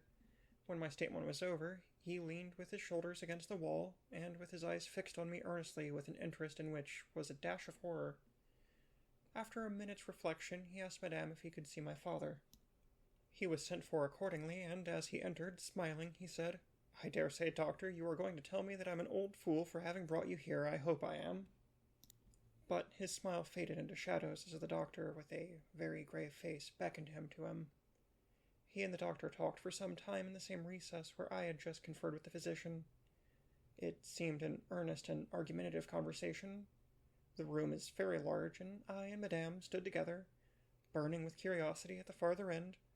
Not a word could we hear, however, for they spoke in a very low tone, and the deep recess of the window quite concealed the doctor from view, and very nearly my father, whose foot, arm, and shoulder only could we see.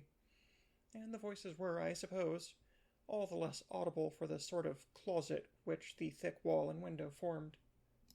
After a time, my father's face looked into the room. It was pale, thoughtful, and I fancied agitated. Laura, dear, come here for a moment.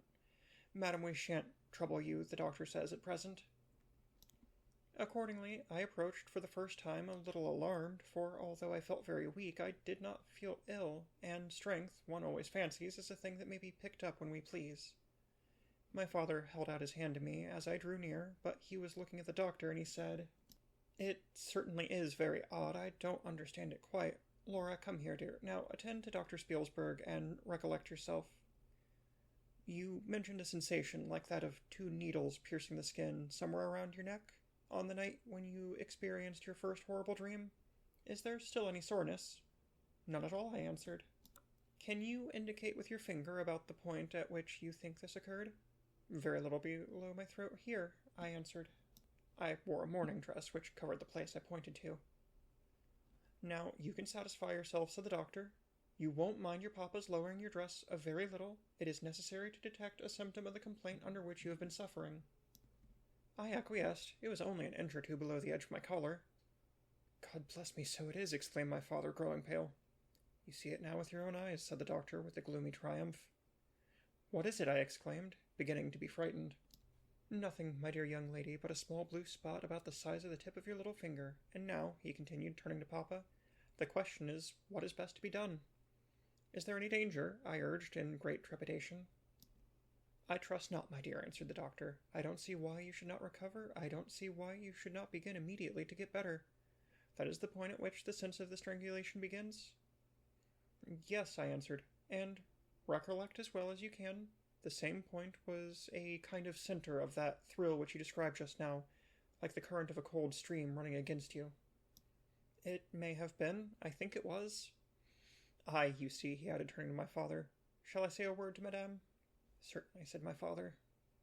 He called Madame to him and said, I find my young friend here far from well. It won't be of any great consequence, I hope, but it will be necessary that some steps be taken, which I will explain by and by. But in the meantime, madam, you will be so good as to not let Miss Laura be alone for one moment. That is the only direction I need give you for the present. It is indispensable. We may rely upon your kindness, madam, I know, added my father. Madam satisfied him eagerly. And you, dear Laura, I know you will observe the doctor's direction. I shall have to ask your opinion upon another patient whose symptoms slightly resemble those of my daughter, that have just been detailed to you, very much milder in degree, but I believe quite of the same sort. She is a young lady, our guest. But as you say, you will be passing this way again this evening. You can't do better than to take your supper here, and you can then see her. She does not come down till the afternoon. I thank you, said the doctor. I shall be with you, then, at about 7 this evening. And they repeated their directions to me and to madam, and with this parting charge my father left us, and walked out with the doctor, and I saw them pacing together up and down between the road and the moat, on the grassy platform in front of the castle, evidently absorbed in earnest conversation. The doctor did not return. I saw him mount his horse there, take his leave, and ride away eastward through the forest. Nearly at the same time, I saw the man arrive from Dranfield with the letters and dismount and hand the bag to my father. In the meantime, madam and I were both busy, lost in conjecture as to the reasons of the singular and earnest direction which the doctor and my father had concurred in imposing. Madam, as she afterwards told me, was afraid the doctor apprehended a sudden seizure, and that, without prompt assistance, I might either lose my life in a fit or at least be seriously hurt. The interpretation did not strike me, and I fancied, perhaps luckily for my nerves, that the arrangement was prescribed simply to secure a companion who would prevent my taking too much exercise or eating unripe fruit, or doing any of the 50 foolish things to which young people are supposed to be prone. About half an hour after my father came in, he had a letter in his hand and said, "This letter has been delayed. It is from General Spielsdorf. He might have been here yesterday, he might not come till tomorrow, or he may be here today." He put the open letter into my hand, but he did not look pleased, as he used when a guest, especially one so much loved as the General, was coming. On the contrary, he looked as if he wished him at the bottom of the Red Sea. There was plainly something on his mind which he did not choose to divulge. On the contrary, he looked as if he wished him at the bottom of the Red Sea. There was plainly something on his mind which he did not choose to divulge. "Papa, darling, will you tell me this?" said I, suddenly laying my hand on his arm and looking, I am sure, imploringly at his face. "Perhaps," he answered, soothing my hair caressingly over my eyes. "Does the doctor think me very ill?" "No, dear. He thinks, if right steps are taken, you will be quite well again, at least, on the high road to a complete recovery in a day or two," he answered, a little dryly. "I wish our good friend the General had chosen any other time, that is. I wish you had been perfectly well to receive him." "But do tell me, Papa," I insisted. "What does he think is the matter with me?" "Nothing. You must not plague me with questions," he answered, with more irritation than I ever remembered him to have displayed before, and seeing that I looked wounded, I suppose, he kissed me and added, "You shall know all about it in a day or two. That is all that I know. In the meantime, you are not to trouble your head about it." He turned and left the room, but came back before I had done wondering and puzzling over the oddity of all this. It was merely to say that he was going to Karnstein, and had ordered the carriage to be ready at 12, and that I and madam should accompany him. He was going to see the priest who lived near the picturesque grounds upon business, and as Carmilla had never seen them, she could follow when she came down with mademoiselle, who would bring materials for what you call a picnic, which might be laid for us in the ruined castle. At 12 o'clock, accordingly, I was ready, and not long after my father, madame, and I set out upon our projected drive. Passing the drawbridge, we turned to the right and followed the road over the steep Gothic bridge westward to reach the deserted village and ruined castle of Karnstein. No sylvan drive can be fancied prettier. The ground breaks into gentle hills and hollows, all clothed with beautiful wood, totally destitute of the comparative formality which artificial planting and early culture and pruning impart. The irregularities of the ground often led the road out of its course, and cause it to wind beautifully round the sides of broken hollows and the steeper sides of the hills, among varieties of ground almost inexhaustible. Turning one of these points, we suddenly encountered our old friend the General riding towards us, attended by a mounted servant. His portmanteaus were following in a hired wagon, such as we term a cart. The general dismounted as we pulled up, and, after the usual greetings, was easily persuaded to accept the vacant seat in the carriage and send his horse on with the servants to the Schloss. Chapter 10. Bereaved. It was about 10 months since we had last seen him, but that time had sufficed to make an alteration of years in his appearance. He had grown thinner, something of gloom and anxiety had taken the place of that cordial serenity which used to characterize his features. His dark blue eyes, always penetrating, now gleamed with a sterner light from under his shaggy gray eyebrows. It was not such a change as grief alone usually induces, and angrier passions seemed to have had their share in bringing it about.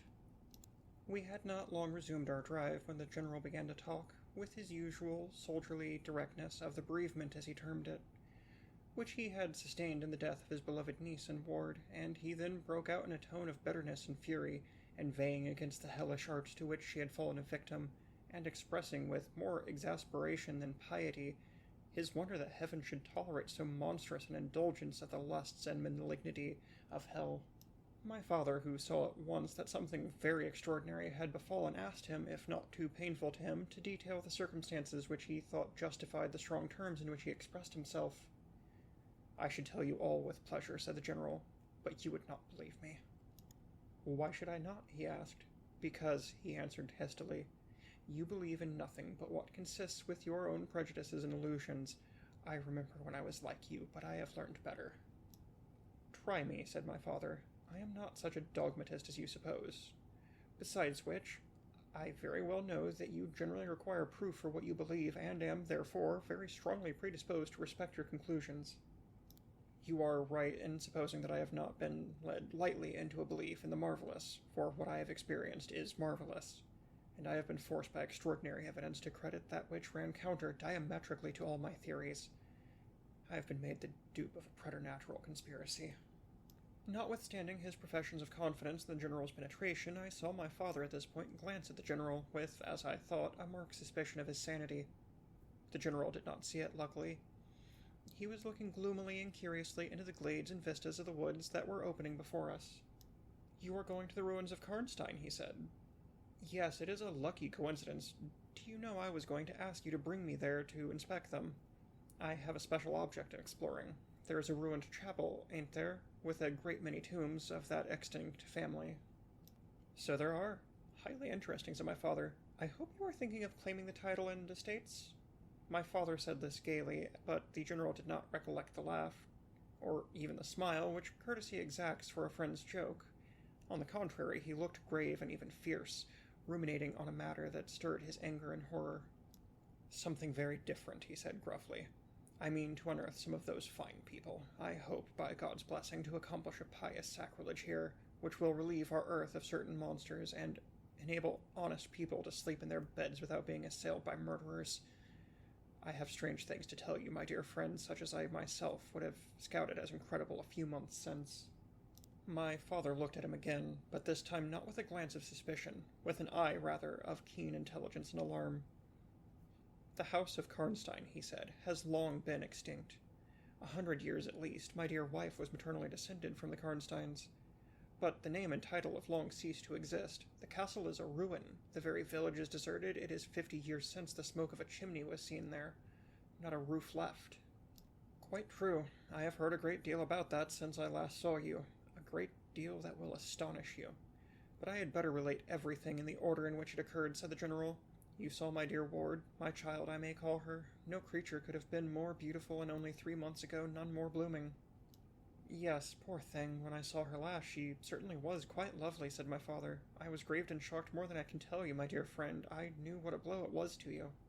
He took the general's hand, and they exchanged a kind pressure. Tears gathered in the old soldier's eyes.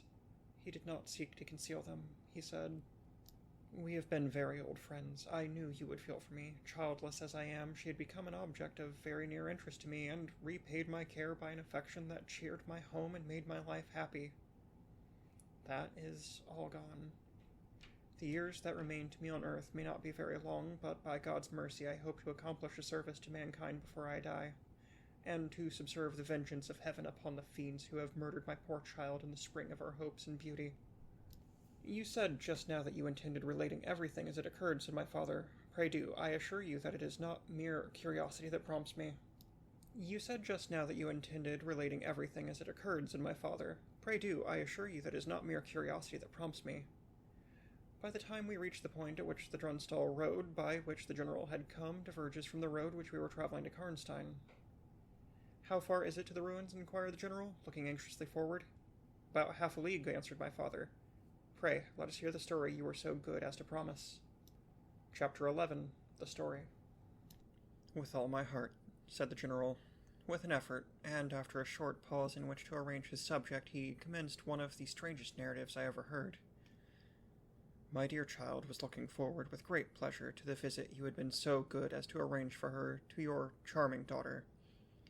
Here he made me a gallant but melancholy bow. In the meantime, we had an invitation to my old friend, the Count Carlsfield, whose schloss is about 6 leagues to the other side of Karnstein. It was to attend the series of fêtes which, you remember, were given by him in honor of his illustrious visitor, the Grand Duke Charles. Yes, and very splendid, I believe they were, said my father. Princely. But then his hospitalities are quite regal. He has Aladdin's lamp. The night from which my sorrow dates was devoted to a magnificent masquerade. The grounds were thrown open, the trees hung with colored lamps. There was such a display of fireworks as Paris itself had never witnessed. And such music. Music, you know, is my weakness. Such ravishing music. The finest instrumental band, perhaps, in the world, and the finest singers, who could be collected from all the greatest operas in Europe. As you wandered through these fantastically illuminated grounds, the moon-lighted chateau throwing a rosy light from its long rows of windows, you would suddenly hear these ravishing voices stealing from the silence of some grove or rising from the boats upon the lake. I felt myself, as I looked and listened, carried back into the romance and poetry of my early youth. When the fireworks were ended and the ball beginning, we returned to the noble suite of rooms that were thrown open to the dancers. A masked ball, you know, is a beautiful sight, but so brilliant a spectacle of the kind I never saw before. It was a very aristocratic assembly. I was myself almost the only nobody present. My dear child was looking quite beautiful. She wore no mask. Her excitement and delight added an unspeakable charm to her features. Always lovely. I remarked a young lady dressed magnificently, but wearing a mask, who appeared to me to be observing my ward with extraordinary interest. I had seen her, earlier in the evening, in the great hall, and again for a few minutes, walking near us, on a terrace under the castle windows, similarly employed. A lady, also masked, richly and gravely dressed, and with a stately air like a person of rank, accompanied her as a chaperone. Had the young lady not worn a mask, I could of course have been much more certain upon the question of whether she was really watching my poor darling. I am now well assured that she was. We were now resting in one of the salons. My poor dear child had been dancing, and was resting a little in one of the chairs near the door. I was standing near. The 2 ladies I have mentioned had approached, and the younger took the chair next to my ward, while her companion stood beside me, and for a little time addressed herself in a low tone to her charge. Availing herself of the privilege of her mask, she turned to me, and in the tone of an old friend, and calling me by my name, opened a conversation with me, which piqued my curiosity a good deal. She referred to many scenes where she had met me, at court and at distinguished houses. She alluded to little incidents which I had long ceased to think of, but which, I found, had only lain in abeyance in my memory, for they instantly started into life at her touch. I became more and more curious to ascertain who she was every moment. She parried my attempts to discover very adroitly and pleasantly. The knowledge she showed of many passages in my life seemed to me all but unaccountable, and she appeared to take not an unnatural pleasure in foiling my curiosity, and in seeing me flounder in my eager perplexity from one conjecture to another. In the meantime, the young lady, whom her mother called by the odd name of Millarca, when she once or twice addressed her, had, with the same ease and grace, got into conversation with my ward. She introduced herself by saying that her mother was a very old acquaintance of mine. She spoke of the agreeable audacity which a mask rendered practicable. She talked like a friend. She admired her dress, and insinuated very prettily her admiration of her beauty. She amused her with laughing criticisms upon the people who crowded the ballroom, and laughed at my poor child's fun. She was very witty and lively when she pleased, and, after a time, they had grown very good friends. and the young stranger lowered her mask, displaying a remarkably beautiful face. I had never seen it before, neither had my dear child. But though it was new to us, the features were so engaging as well as lovely that it was impossible not to feel the attraction powerfully. My poor girl did so. I never saw anyone more taken with another at first sight, unless, indeed, it was the stranger herself who seemed to have quite lost her heart to her. In the meantime, availing myself of the license of a masquerade, I put not a few questions to the elder lady. "You have puzzled me utterly," I said, laughing. "Is that not enough? Won't you, now, consent to stand on equal terms and do me the kindness to remove your mask?" "Can any request be more unreasonable?" she replied. "Ask a lady to yield an advantage. Beside, how do you know you should recognize me? Years make changes." "As you see," I said with a bow, and, I suppose, a rather melancholy little laugh.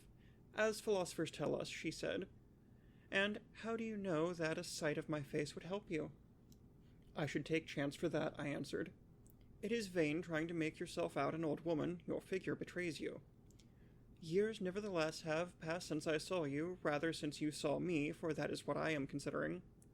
Millarca, there, is my daughter. I cannot then be young, even in the opinion of people whom time has taught to be indulgent, and I may not like to be compared with what you remember me. You have no mask to remove. You can offer me nothing in exchange. My petition is to your pity to remove it, and mine to yours to let it stay where it is," she replied. "Well then, at least you will tell me whether you are French or German. You speak both languages so perfectly." "I don't think I shall tell you that, General. You intend a surprise and are meditating the particular point of attack." "At all events, you won't deny this," I said, "that being honored by your permission to converse, I ought to know how to address you. Shall I say, Madame la Comtesse?" She laughed, and she would no doubt have met with another evasion, if indeed I can treat any occurrence in an interview, every circumstance of which was prearranged, as I now believe, with the profoundest cunning, as liable to be modified by accident. "As to that," she began, but she was interrupted, almost as she opened her lips, by a gentleman dressed in black, who looked particularly elegant and distinguished, with this drawback that his face was the most deadly pale I ever saw, except in death. He was in no masquerade, in the plain evening dress of a gentleman, and he said, without a smile, but with a courtly and unusually low bow, "Will Madame la Comtesse permit me to say very few words which may interest her?" The lady turned quickly to him and touched her lip in a token of silence, then said to me, "Keep my place for me, General. I shall return when I have said a few words." And with this injunction, playfully given, she walked a little aside with the gentleman in black and talked for some minutes, apparently very earnestly. They then walked away slowly together in the crowd, and I lost them for some minutes. I spent the interval in cudgeling my brains for a conjecture as to the identity of the lady who seemed to remember me so kindly, and I was thinking of turning about and joining in the conversation between my pretty ward and the Countess's daughter, and trying whether, by the time she returned, I might not have a surprise in store for her by having her name, title, chateau, and estates at my fingers' ends. But at this moment she returned, accompanied by the pale man in black, who said, "I shall return and inform Madame la Comtesse when her carriage is at the door." He withdrew with a bow. Chapter 12. A Petition. "Then we are to lose Madame la Comtesse, but I hope only for a few hours," I said with a low bow. "It may be that only, or it may be a few weeks. It was very unlucky his speaking to me just now as he did. Do you now know me?" I assured her I did not. "You shall know me," she said, "but not at present. We are older and better friends than perhaps you suspect. I cannot yet declare myself. I shall, in 3 weeks, pass your beautiful Schloss, about which I have been making inquiries. I shall then look in upon you for an hour or two and renew a friendship which I never think of without 1,000 pleasant recollections. This moment a piece of news has reached me like a thunderbolt. I must set out now and travel by a devious route nearly 100 miles, with all the dispatch I can possibly make. My perplexities multiply. I am only deterred by the compulsory reserve I practice as to my name from making a very singular request of you. My poor child has not quite recovered her strength. Her horse fell with her at a hunt which she had ridden out to witness. Her nerves have not yet recovered the shock, and our physician says that she must on no account exert herself for some time to come. We came here in consequence by very easy stages, hardly 6 leagues a day. I must now travel day and night on a mission of life and death, a mission the critical and momentous nature of which I shall be able to explain to you when we meet, as I hope we shall in a few weeks, without the necessity of any concealment. She went on to make her petition, and it was in the tone of a person from whom such a request amounted to conferring rather than seeking a favor. This was only in manner, and, as it seemed, quite unconsciously, than the terms in which it was expressed. Nothing could be more deprecatory. It was simply that I would consent to take charge of her daughter during her absence. This was, all things considered, a strange, not to say an audacious request. She in some sort disarmed me by stating and admitting everything that could be urged against it, and throwing herself entirely upon my chivalry.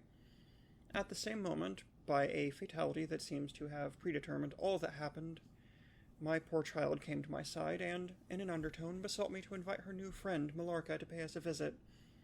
She had just been sounding her, and thought, if her mamma would allow her, she would like it extremely. At another time, I should have told her to wait a little until at least we knew who they were, but I had not a moment to think in. The two ladies assailed me together, and I must confess the refined and beautiful face of the young lady, about which there was something extremely engaging, as well as the elegance and fire of high birth, determined me, and, quite overpowered, I submitted, and undertook too easily the care of the young lady, whom her mother called Mallorca. The Countess beckoned to her daughter, who listened with grave attention while she told her in general terms how suddenly and peremptorily she had been summoned, and also of the arrangement she had made for her under my care, adding that I was one of her earliest and most valued friends. I made, of course, such speeches as the case seemed to call for, and found myself, on reflection, in a position which I did not half like. The gentleman in black returned, and very ceremoniously conducted the lady from the room. The demeanor of this gentleman was such as to impress me with the conviction that the Countess was a lady of very much more importance than her modest title alone might have led me to assume. Her last charge to me was that no attempt was to be made to learn more about her than I might have already guessed until her return. Our distinguished host, whose guest she was, knew her reasons. But here, she said, neither I nor my daughter could safely remain for more than a day. I removed my mask imprudently for a moment, about an hour ago, and too late I fancied you saw me, so I resolved to seek an opportunity of talking a little to you. Had I found that you had seen me, I would have thrown myself on your high sense of honor to keep my secret some weeks. As it is, I am satisfied that you did not see me, but if you now suspect, or on reflection should suspect who I am, I commit myself, in like manner, entirely to your honor. My daughter will observe the same secrecy, and I well know that you will, from time to time, remind her lest she should thoughtlessly disclose it. She whispered a few words to her daughter, kissed her hurriedly twice, and went away, accompanied by the pale gentleman in black, and disappeared in the crowd. In the next room, said Mallorca, there is a window that looks upon the hall door. I should like to see the last of Mamma, and to kiss my hand to her. We assented, of course, and accompanied her to the window. We looked out and saw a handsome, old-fashioned carriage with a troop of couriers and footmen. We saw the slim figure of the pale gentleman in black, and he held a thick velvet cloak and placed it about her shoulders and threw the hood over her head. She nodded to him and just touched his hand with hers. He bowed low repeatedly as the door closed and the carriage began to move. She is gone, said Mallorca with a sigh. She is gone, I repeated to myself for the first time in the hurried moments that had elapsed since my consent, reflecting upon the folly of my act. She did not look up, said the young lady plaintively. The Countess had taken off her mask, perhaps, and did not care to show her face, I said, and she could not know that you were in the window.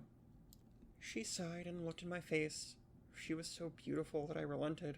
I was sorry I had for a moment repented of my hospitality, and I determined to make her amends for the unavowed churlishness of my reception.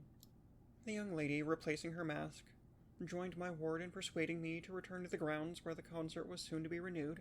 We did so, and walked up and down the terrace that lies under the castle windows. Mallorca became very intimate with us, and amused us with lively descriptions and stories of most of the great people whom we saw upon the terrace. I liked her more and more every minute. Her gossip, without being ill-natured, was extremely diverting to me, who had been so long out of the great world. I thought what life she would give our sometimes lonely evenings at home. This ball was not over until the morning sun had almost reached the horizon. It pleased the Grand Duke to dance till then, so loyal people could not go away or think of bed. We had just got through a crowded saloon when my ward asked me what had become of Millarca. I thought she had been by her side, and she fancied she was by mine. The fact was, we had lost her. All my efforts to find her were vain. I feared that she had mistaken, in her confusion of a momentary separation from us, other people for her new friends, and had possibly pursued and lost them in the extensive grounds which were now thrown open to us. Now, in its full force, I recognized a new folly in my having undertaken the charge of a young lady without so much as knowing her name, and, fettered as I was by promises of the reasons for imposing which I knew nothing, I could not even point my inquiries by saying that the missing young lady was the daughter of the countess who had taken her departure a few hours ago. Morning broke. It was clear daylight before I gave up my search. It was not till near 2 o'clock the next day we heard anything of my missing charge. At about that time, a servant knocked at my niece's door to say that he had been earnestly requested by a young lady, who appeared to be in great distress, to make out where she could find the General Baron Spielsdorf and the young lady his daughter, in whose charge she had been left by her mother. There could be no doubt, notwithstanding the slight inaccuracy, that our young friend had turned up, and so she had. Would to heaven we had lost her. She told my poor child a story to account for her having failed to recover us for so long. Very late, she said, she had gotten to the housekeeper's bedroom in despair of finding us, and then fallen into a deep sleep, which, long as it was, had hardly sufficed to recruit her strength after the fatigue of the ball. That day Millarca came home with us. I was only too happy, after all, to have secured a charming companion for my dear girl. Chapter 13. The Woodman. There soon, however, appeared some drawbacks. In the first place, Millarca complained of extreme languor, the weakness that remained after her late illness, and she never emerged from her room till the afternoon was pretty far advanced. In the next place, it was accidentally discovered, although she always locked her door on the inside, and never disturbed the key from its place till she admitted the maid to assist at her toilet, that she was undoubtedly sometimes absent from her room in the very early morning, and at various times later in the day, before she wished it to be understood that she was stirring. She was repeatedly seen from the windows of the Schloss in the first faint grey of the morning, walking through the trees in an easterly direction, and looking like a person in a trance. This convinced me that she walked in her sleep, but this hypothesis did not solve the puzzle. How did she pass out from her room, leaving the door locked on the inside? How did she escape from the house without unbarring door or window? In the midst of my perplexities, an anxiety of a far more urgent kind presented itself. My dear child began to lose her looks and health, and that in a manner so mysterious and even horrible that I became thoroughly frightened. She was at first visited by appalling dreams, then, as she fancied, by a spectre, sometimes resembling Millarca, sometimes in the shape of a beast indistinctly seen, walking round the foot of her bed from side to side. Lastly came sensations. One, not unpleasant, but very peculiar, she said, resembled the flow of an icy stream against her breast. At a later time she felt something like a pair of large needles pierce her a little below the throat, with a very sharp pain. A few nights after followed a gradual and convulsive sense of strangulation. Then came unconsciousness. I could hear distinctly every word the kind old general was saying, because by this time we were driving upon the short grass that spreads on either side of the road as you approach the roofless village which had not shown the smoke of a chimney for more than half a century. You may guess how strangely I felt as I heard my own symptoms so exactly described in those which had been experienced by the poor girl who, but for the catastrophe which followed, would have been at that moment a visitor at my father's chateau. You may suppose, also, how I felt as I heard him detail habits and mysterious peculiarities which were, in fact, those of our beautiful guest Carmilla.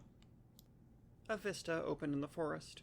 We were, on a sudden, under the chimneys and gables of the ruined village, and the towers and battlements of the dismantled castle, round which gigantic trees were grouped, overhung us from a slight eminence.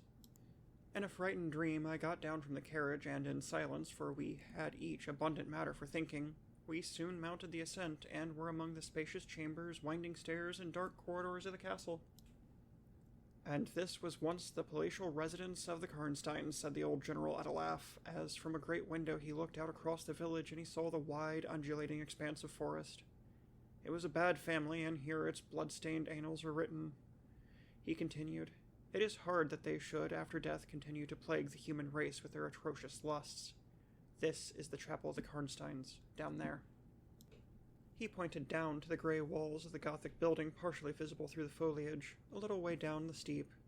And I hear the axe of a woodman, he added, busy among the trees that surround it. He possibly may give us the information of which I am in search, and point out the grave of Mircalla, Countess of Karnstein. These rustics preserve the local traditions of great families, whose stories die out among the rich and titled so soon as the families themselves become extinct. We have a portrait at home of Mircalla, the Countess Karnstein. Should you like to see it? Asked my father. Time enough, dear friend, replied the general.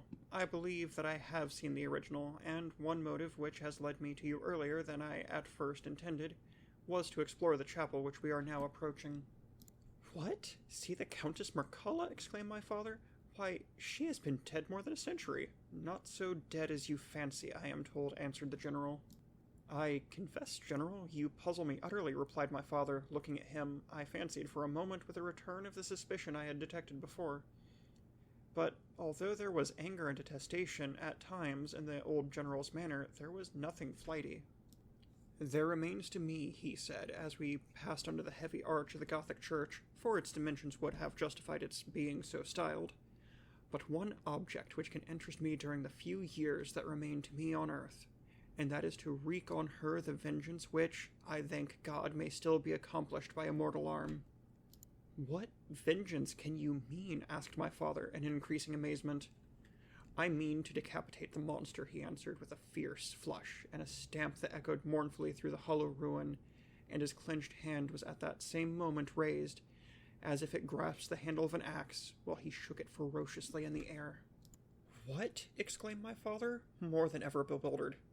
To strike her head off. Cut her head off? Aye, with a hatchet, with a spade, or with anything that can cleave through her murderous throat.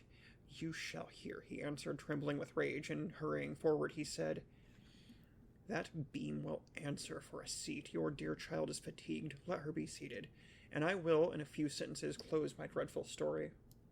The squared block of wood which lay on the grass-grown pavement of the chapel formed a bench on which I was very glad to seat myself, and in the meantime the general called to the woodman, who had been removing some boughs which leaned upon the old walls, and, axe in hand, the hardy old fellow stood before us.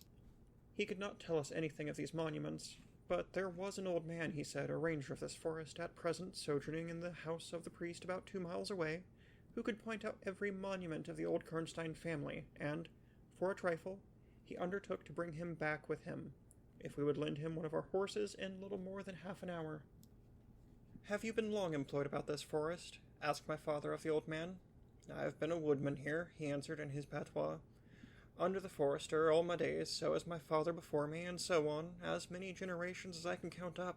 I can show you the very house in the village here in which my ancestors lived. How came the village to be deserted? Asked the general.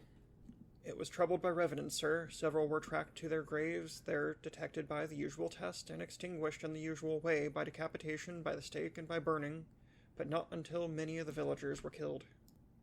But after all these proceedings, according to law, he continued, so many graves opened, and so many vampires deprived of their horrible animation, the village was not relieved.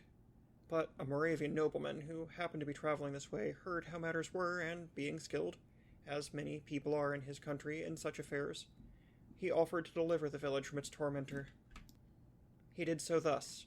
There, being a bright moon that night, he ascended, shortly after sunset, the towers of the chapel here, from whence he could distinctly see the churchyard beneath him.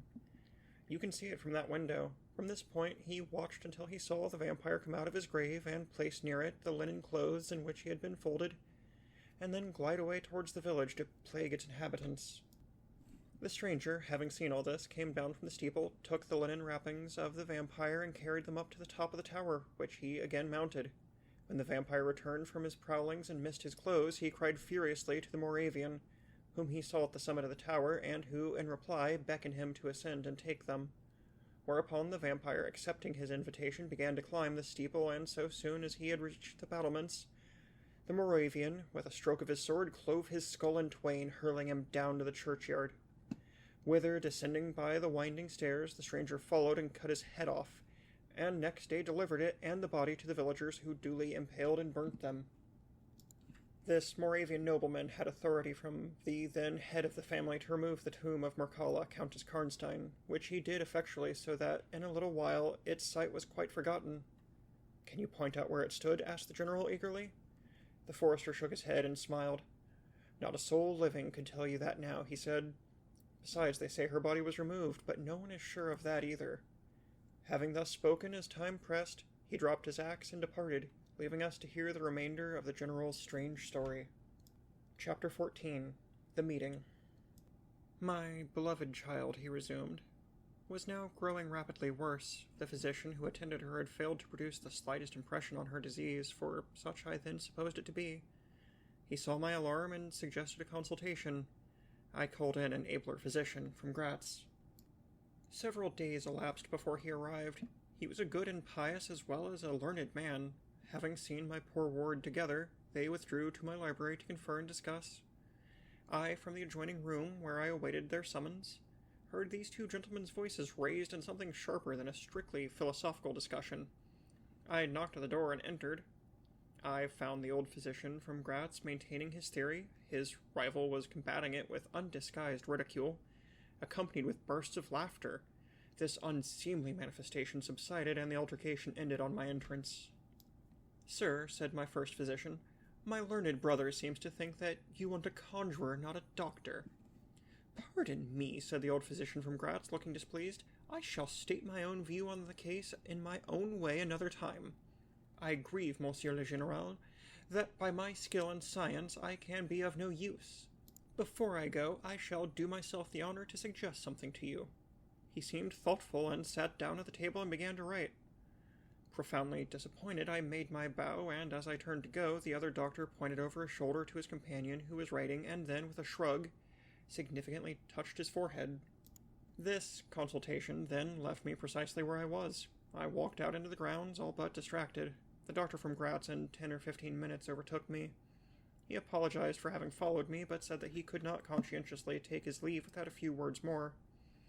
He told me that he could not be mistaken. No natural disease exhibited the same symptoms, and that death was already very near. There remained, however, a day or possibly two of life. If the fatal seizure were at once arrested, with great care and skill, her strength might possibly return. But all hung now upon the confines of the irrevocable. One more assault might extinguish the last spark of vitality which is, every moment, ready to die. And what is the nature of the seizure you speak of? I entreated. I have stated all fully in this note, which I place in your hands, upon the distinct condition that you send for the nearest clergyman, and open my letter in his presence, and on no account read it till he is with you. You would despise it else, and it is a matter of life and death. Should the priest fail you, then indeed you may read it. He asked me, before taking his leave finally, whether I would wish to see a man curiously learned on the very subject which, after I had read his letter, would probably interest me above all others, and he urged me earnestly to invite him to visit him there, and so took his leave. The ecclesiastic was absent, and I read the letter by myself at another time, or in another case it might have excited my ridicule. But into what quackeries will not people rush for a last chance where all accustomed means have failed, and the life of a beloved object is at stake? Nothing, you will say, could be more absurd than the learned man's letter. It was monstrous enough to have consigned him to a madhouse. He said that the patient was suffering from the visits of a vampire. The punctures which he described as having occurred near the throat were, he insisted, the insertion of those two long, thin, and sharp teeth, which, it is well known, are peculiar to vampires. And there could be no doubt, he added, as to the well-defined presence of the small, livid mark, which all concurred in describing as that induced by the demon's lips. And every symptom described by the sufferer was in exact conformity with those recorded in every case of a similar visitation. Being myself wholly skeptical as to the existence of any such portent as the vampire, the supernatural theory of the good doctor furnished, in my opinion, but another instance of learning and intelligence oddly associated with some one hallucination. I was so miserable, however, that, rather than try nothing, I acted upon the instructions of the letter. I concealed myself in the dark dressing room that opened upon the poor patient's room, in which a candle was burning, and watched there till she was fast asleep. I stood at the door, peeping through the small crevice, my sword laid on the table beside me, as my directions prescribed. until, a little after 1, I saw a large black object, very ill-defined, crawl, as it seemed to me, over the foot of the bed and swiftly spread itself up to the poor girl's throat, where it swelled in a moment into a great, palpitating mass. For a few moments I had stood petrified.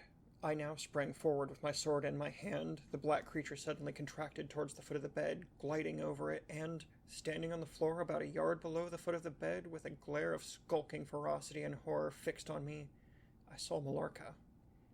Speculating I know not what, I struck at her instantly with my sword, but I saw her standing near the door, unscathed. Horrified, I pursued and struck again. She was gone, and my sword flew to shivers against the door. I can't describe to you all that passed on that horrible night. The whole house was up and stirring. The spectre Millarca was gone, but her victim was sinking fast, and before the morning dawned, she died. The old general was agitated. We did not speak to him. My father walked to some little distance and began reading the inscriptions on the tombstones, and thus occupied he strolled into the door of a side chapel to prosecute his researches. The general leaned against the wall, dried his eyes, and sighed heavily.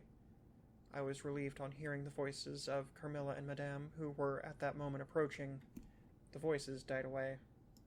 In this solitude, having just listened to so strange a story, connected as it was with the great entitled dead, whose monuments were mouldering among the dust and ivy round us, every incident of which bore so awfully upon my own mysterious case, in this haunted spot, darkened by the towering foliage that rose on every side, dense and high above its noiseless walls, a horror began to steal over me, and my heart sank as I thought that my friends were, after all, not about to enter and disturb this tryst and ominous scene. The old general's eyes were fixed on the ground as he leaned with his hand upon the basement of a shattered monument. Under a narrow, arched doorway, surmounted by one of those demoniacal grotesques in which the cynical and ghastly fancy of old Gothic carving delights, I saw very gladly the beautiful face and figure of Carmilla enter the shadowy chapel. I was just about to rise and speak, and nodded smiling in answer to her peculiarly engaging smile, when, with a cry, the old man by my side caught up the woodman's hatchet, and started forward. On seeing him, a brutalized change came over his features. It was an instantaneous and horrible transformation. As she made a crouching step backwards, before I could utter a scream, he struck at her with all his force. But she dived under his blow, and unscathed caught him in her tiny grasp by the wrist. He struggled for a moment to release his arm, but his hand opened, the axe fell to the ground, and the girl was gone. He staggered against the wall, his grey hair stood upon his head, and a moisture shone over his face, as if he were at the point of death. The frightful scene had passed in a moment. The first thing I recollect after is Madame standing before me, and impatiently repeating again and again the question, "Where is Mademoiselle Carmilla?" I answered at length, "I don't know, I can't tell. She went there," and I pointed to the door through which Madame had just entered, only a minute or two since.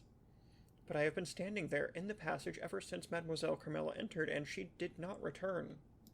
She then began to call Carmilla through every door and passage and from windows, but no answer came. "She called herself Carmilla?" asked the general, still agitated. "Carmilla, yes," I answered. "Aye," he said, "that is Millarca. That is the same person who long ago was called Mircalla, Countess Karnstein. Depart from this accursed ground, my poor child, as quickly as you can. Drive to the clergyman's house, and stay there till we come. Be gone. May you never behold Carmilla more. You will not find her here." Chapter 15.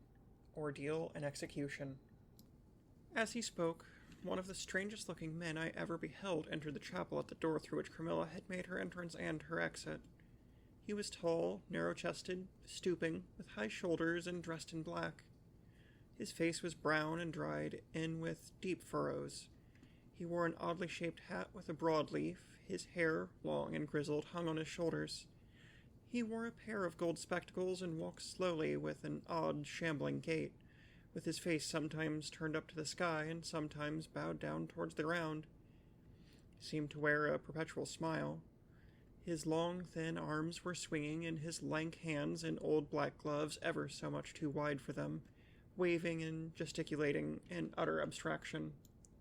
"The very man!" exclaimed the general, advancing with manifest delight.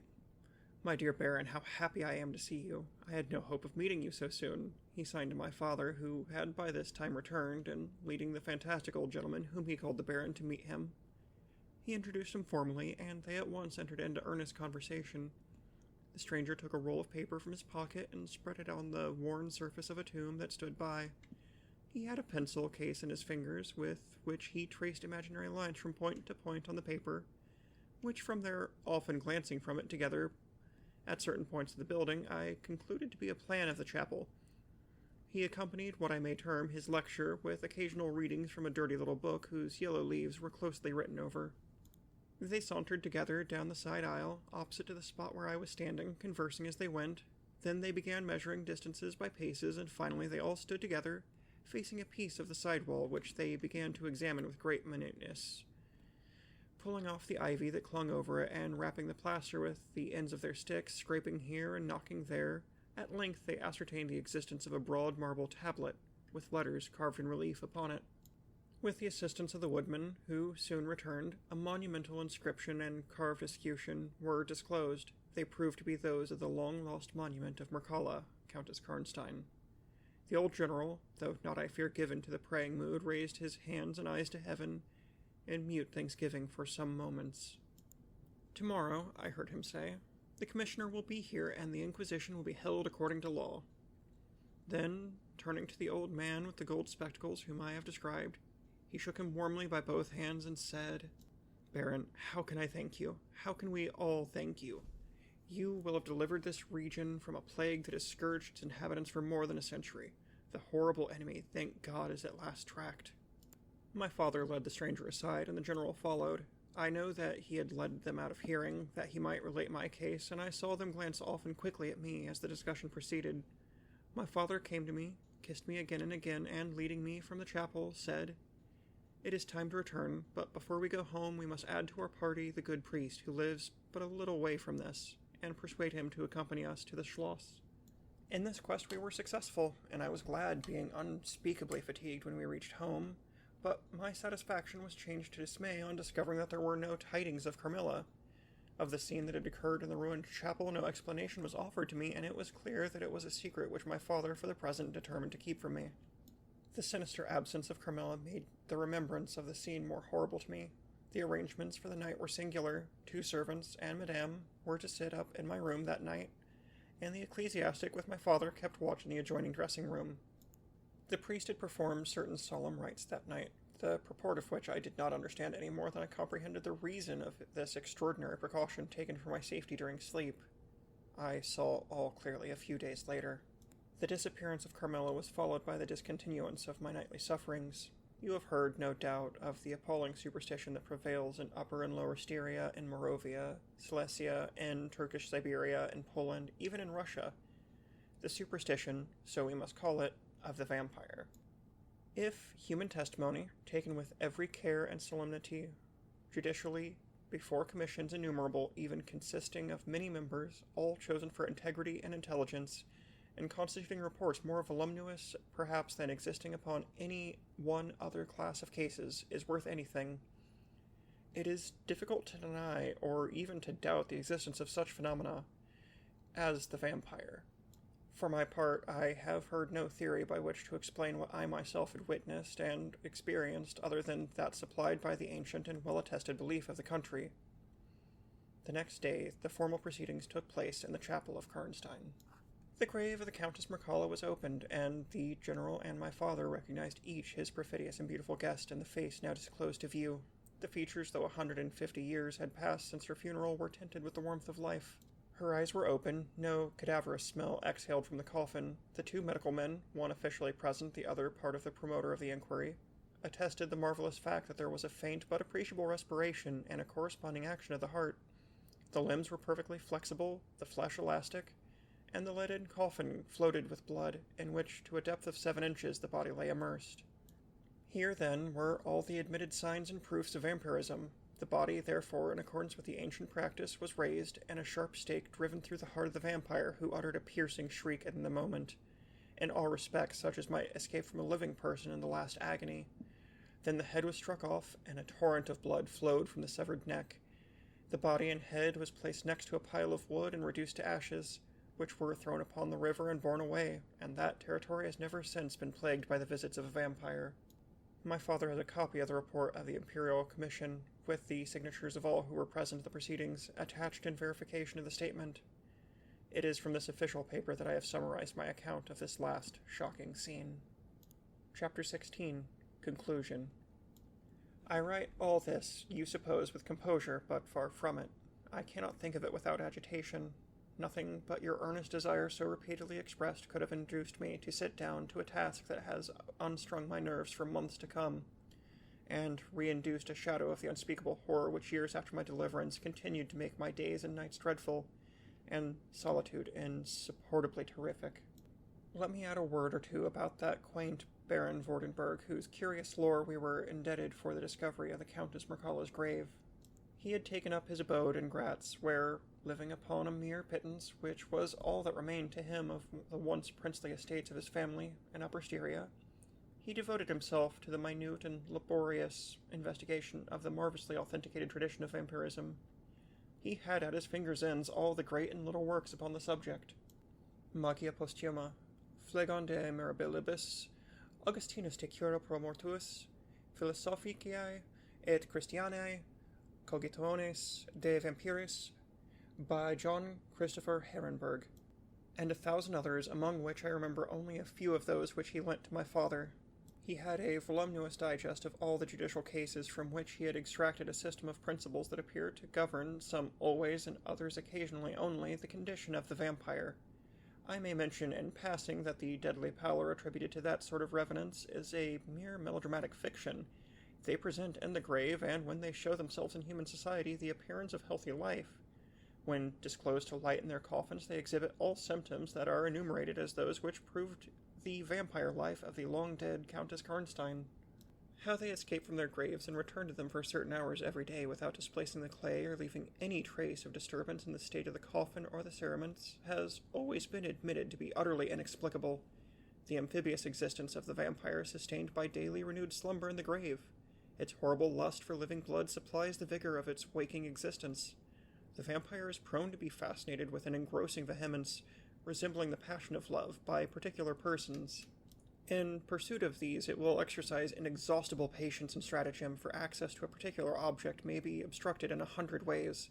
It will never desist until it has satiated its passion, and drained the very life of its coveted victim. But it will, in these cases, husband and protract its murderous enjoyment with the refinement of an epicure, and heighten it by the gradual approaches of an artful courtship. In these cases, it seems to yearn for something like sympathy and consent. In ordinary ones, it goes direct to its object, overpowers with violence, and strangles and exhausts, often in a single feast.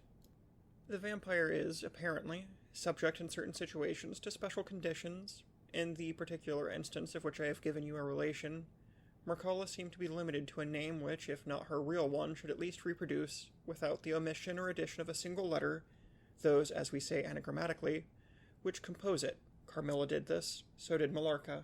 My father related to the Baron Vordenberg, who remained with us for 2 or 3 weeks after the expulsion of Carmilla, the story about the Moravian nobleman and the vampire at Karnstein churchyard, and then he asked the Baron how he had discovered the exact position of the long-concealed tomb of the Countess Mircalla. The Baron's grotesque features puckered up in a mysterious smile. He looked down, still smiling on his worn spectacle case, and fumbled with it. Then looking up, he said, "I have many journals and other papers written by that remarkable man. The most curious among them is one treating of the visit of which you speak to Karnstein. The tradition, of course, discolors and distorts a little. He might have been termed a Moravian nobleman, for he had changed his abode to that territory and was, beside, a noble. But he was, in truth, a native of Upper Styria. It is enough to say that in very early youth he had been a passionate and favored lover of the beautiful Mircalla, Countess Karnstein. Her early death plunged him into inconsolable grief. It is the nature of vampires to increase and multiply, but according to an ascertained and ghostly law. Assume, at starting, a territory perfectly free from that pest. How does it begin? How does it multiply itself? I will tell you. A person, more or less wicked, puts an end to himself, a suicide under certain circumstances, becomes a vampire. That spectre visits living people in their slumbers. They die, and almost invariably in the grave develop into vampires. This happened in the case of the beautiful Mircalla, who was haunted by one of those demons. My ancestor, Vordenberg, whose title I still bear, soon discovered this, and in the course of the studies to which he devoted himself, learned a great deal more. Among other things, he concluded that suspicion of vampirism would probably fall sooner or later upon the dead countess, who in life had been his idol. He conceived a horror, be she what she might, of her remains being profaned by the outrage of a posthumous execution. He has left a curious paper to prove that the vampire, on its expulsion from its amphibious existence, is projected into far more horrible life, and he resolved to save his once beloved Mircalla from this. He adopted the stratagem of a journey here. A pretended removal of her remains and a real obliteration of her monument. When age had stolen upon him, and from the veil of years he looked back on the scenes he was leaving, he considered, in a different spirit, what he had done, and horror took possession of him. He made the tracings and notes which have guided me to the very spot, and drew up a confession of the deception that he had practiced. If he had intended any further action in this matter, death prevented him, and the hand of a remote descendant has, too late for many, directed the pursuit of the lair of the beast. We talked a little more, and among other things, he said was this. One sign of the vampire is the power of the hand. The slender hand of Mircalla closed like a vice of steel on the general's wrist when he raised the hatchet to strike. But its power is not confined to its grasp. It leaves a numbness in the limb it seizes, which is slowly, if ever, recovered from. The following spring my father took me a tour through Italy. We remained away for more than a year. It was long before the terror of recent events subsided, and to this hour the image of Carmilla returns to my memory with ambiguous alterations. Sometimes the playful, languid, beautiful girl, sometimes the writhing fiend I saw in the ruined church, and often from a reverie I have started, fancying I heard the light step of Carmilla at the drawing-room door.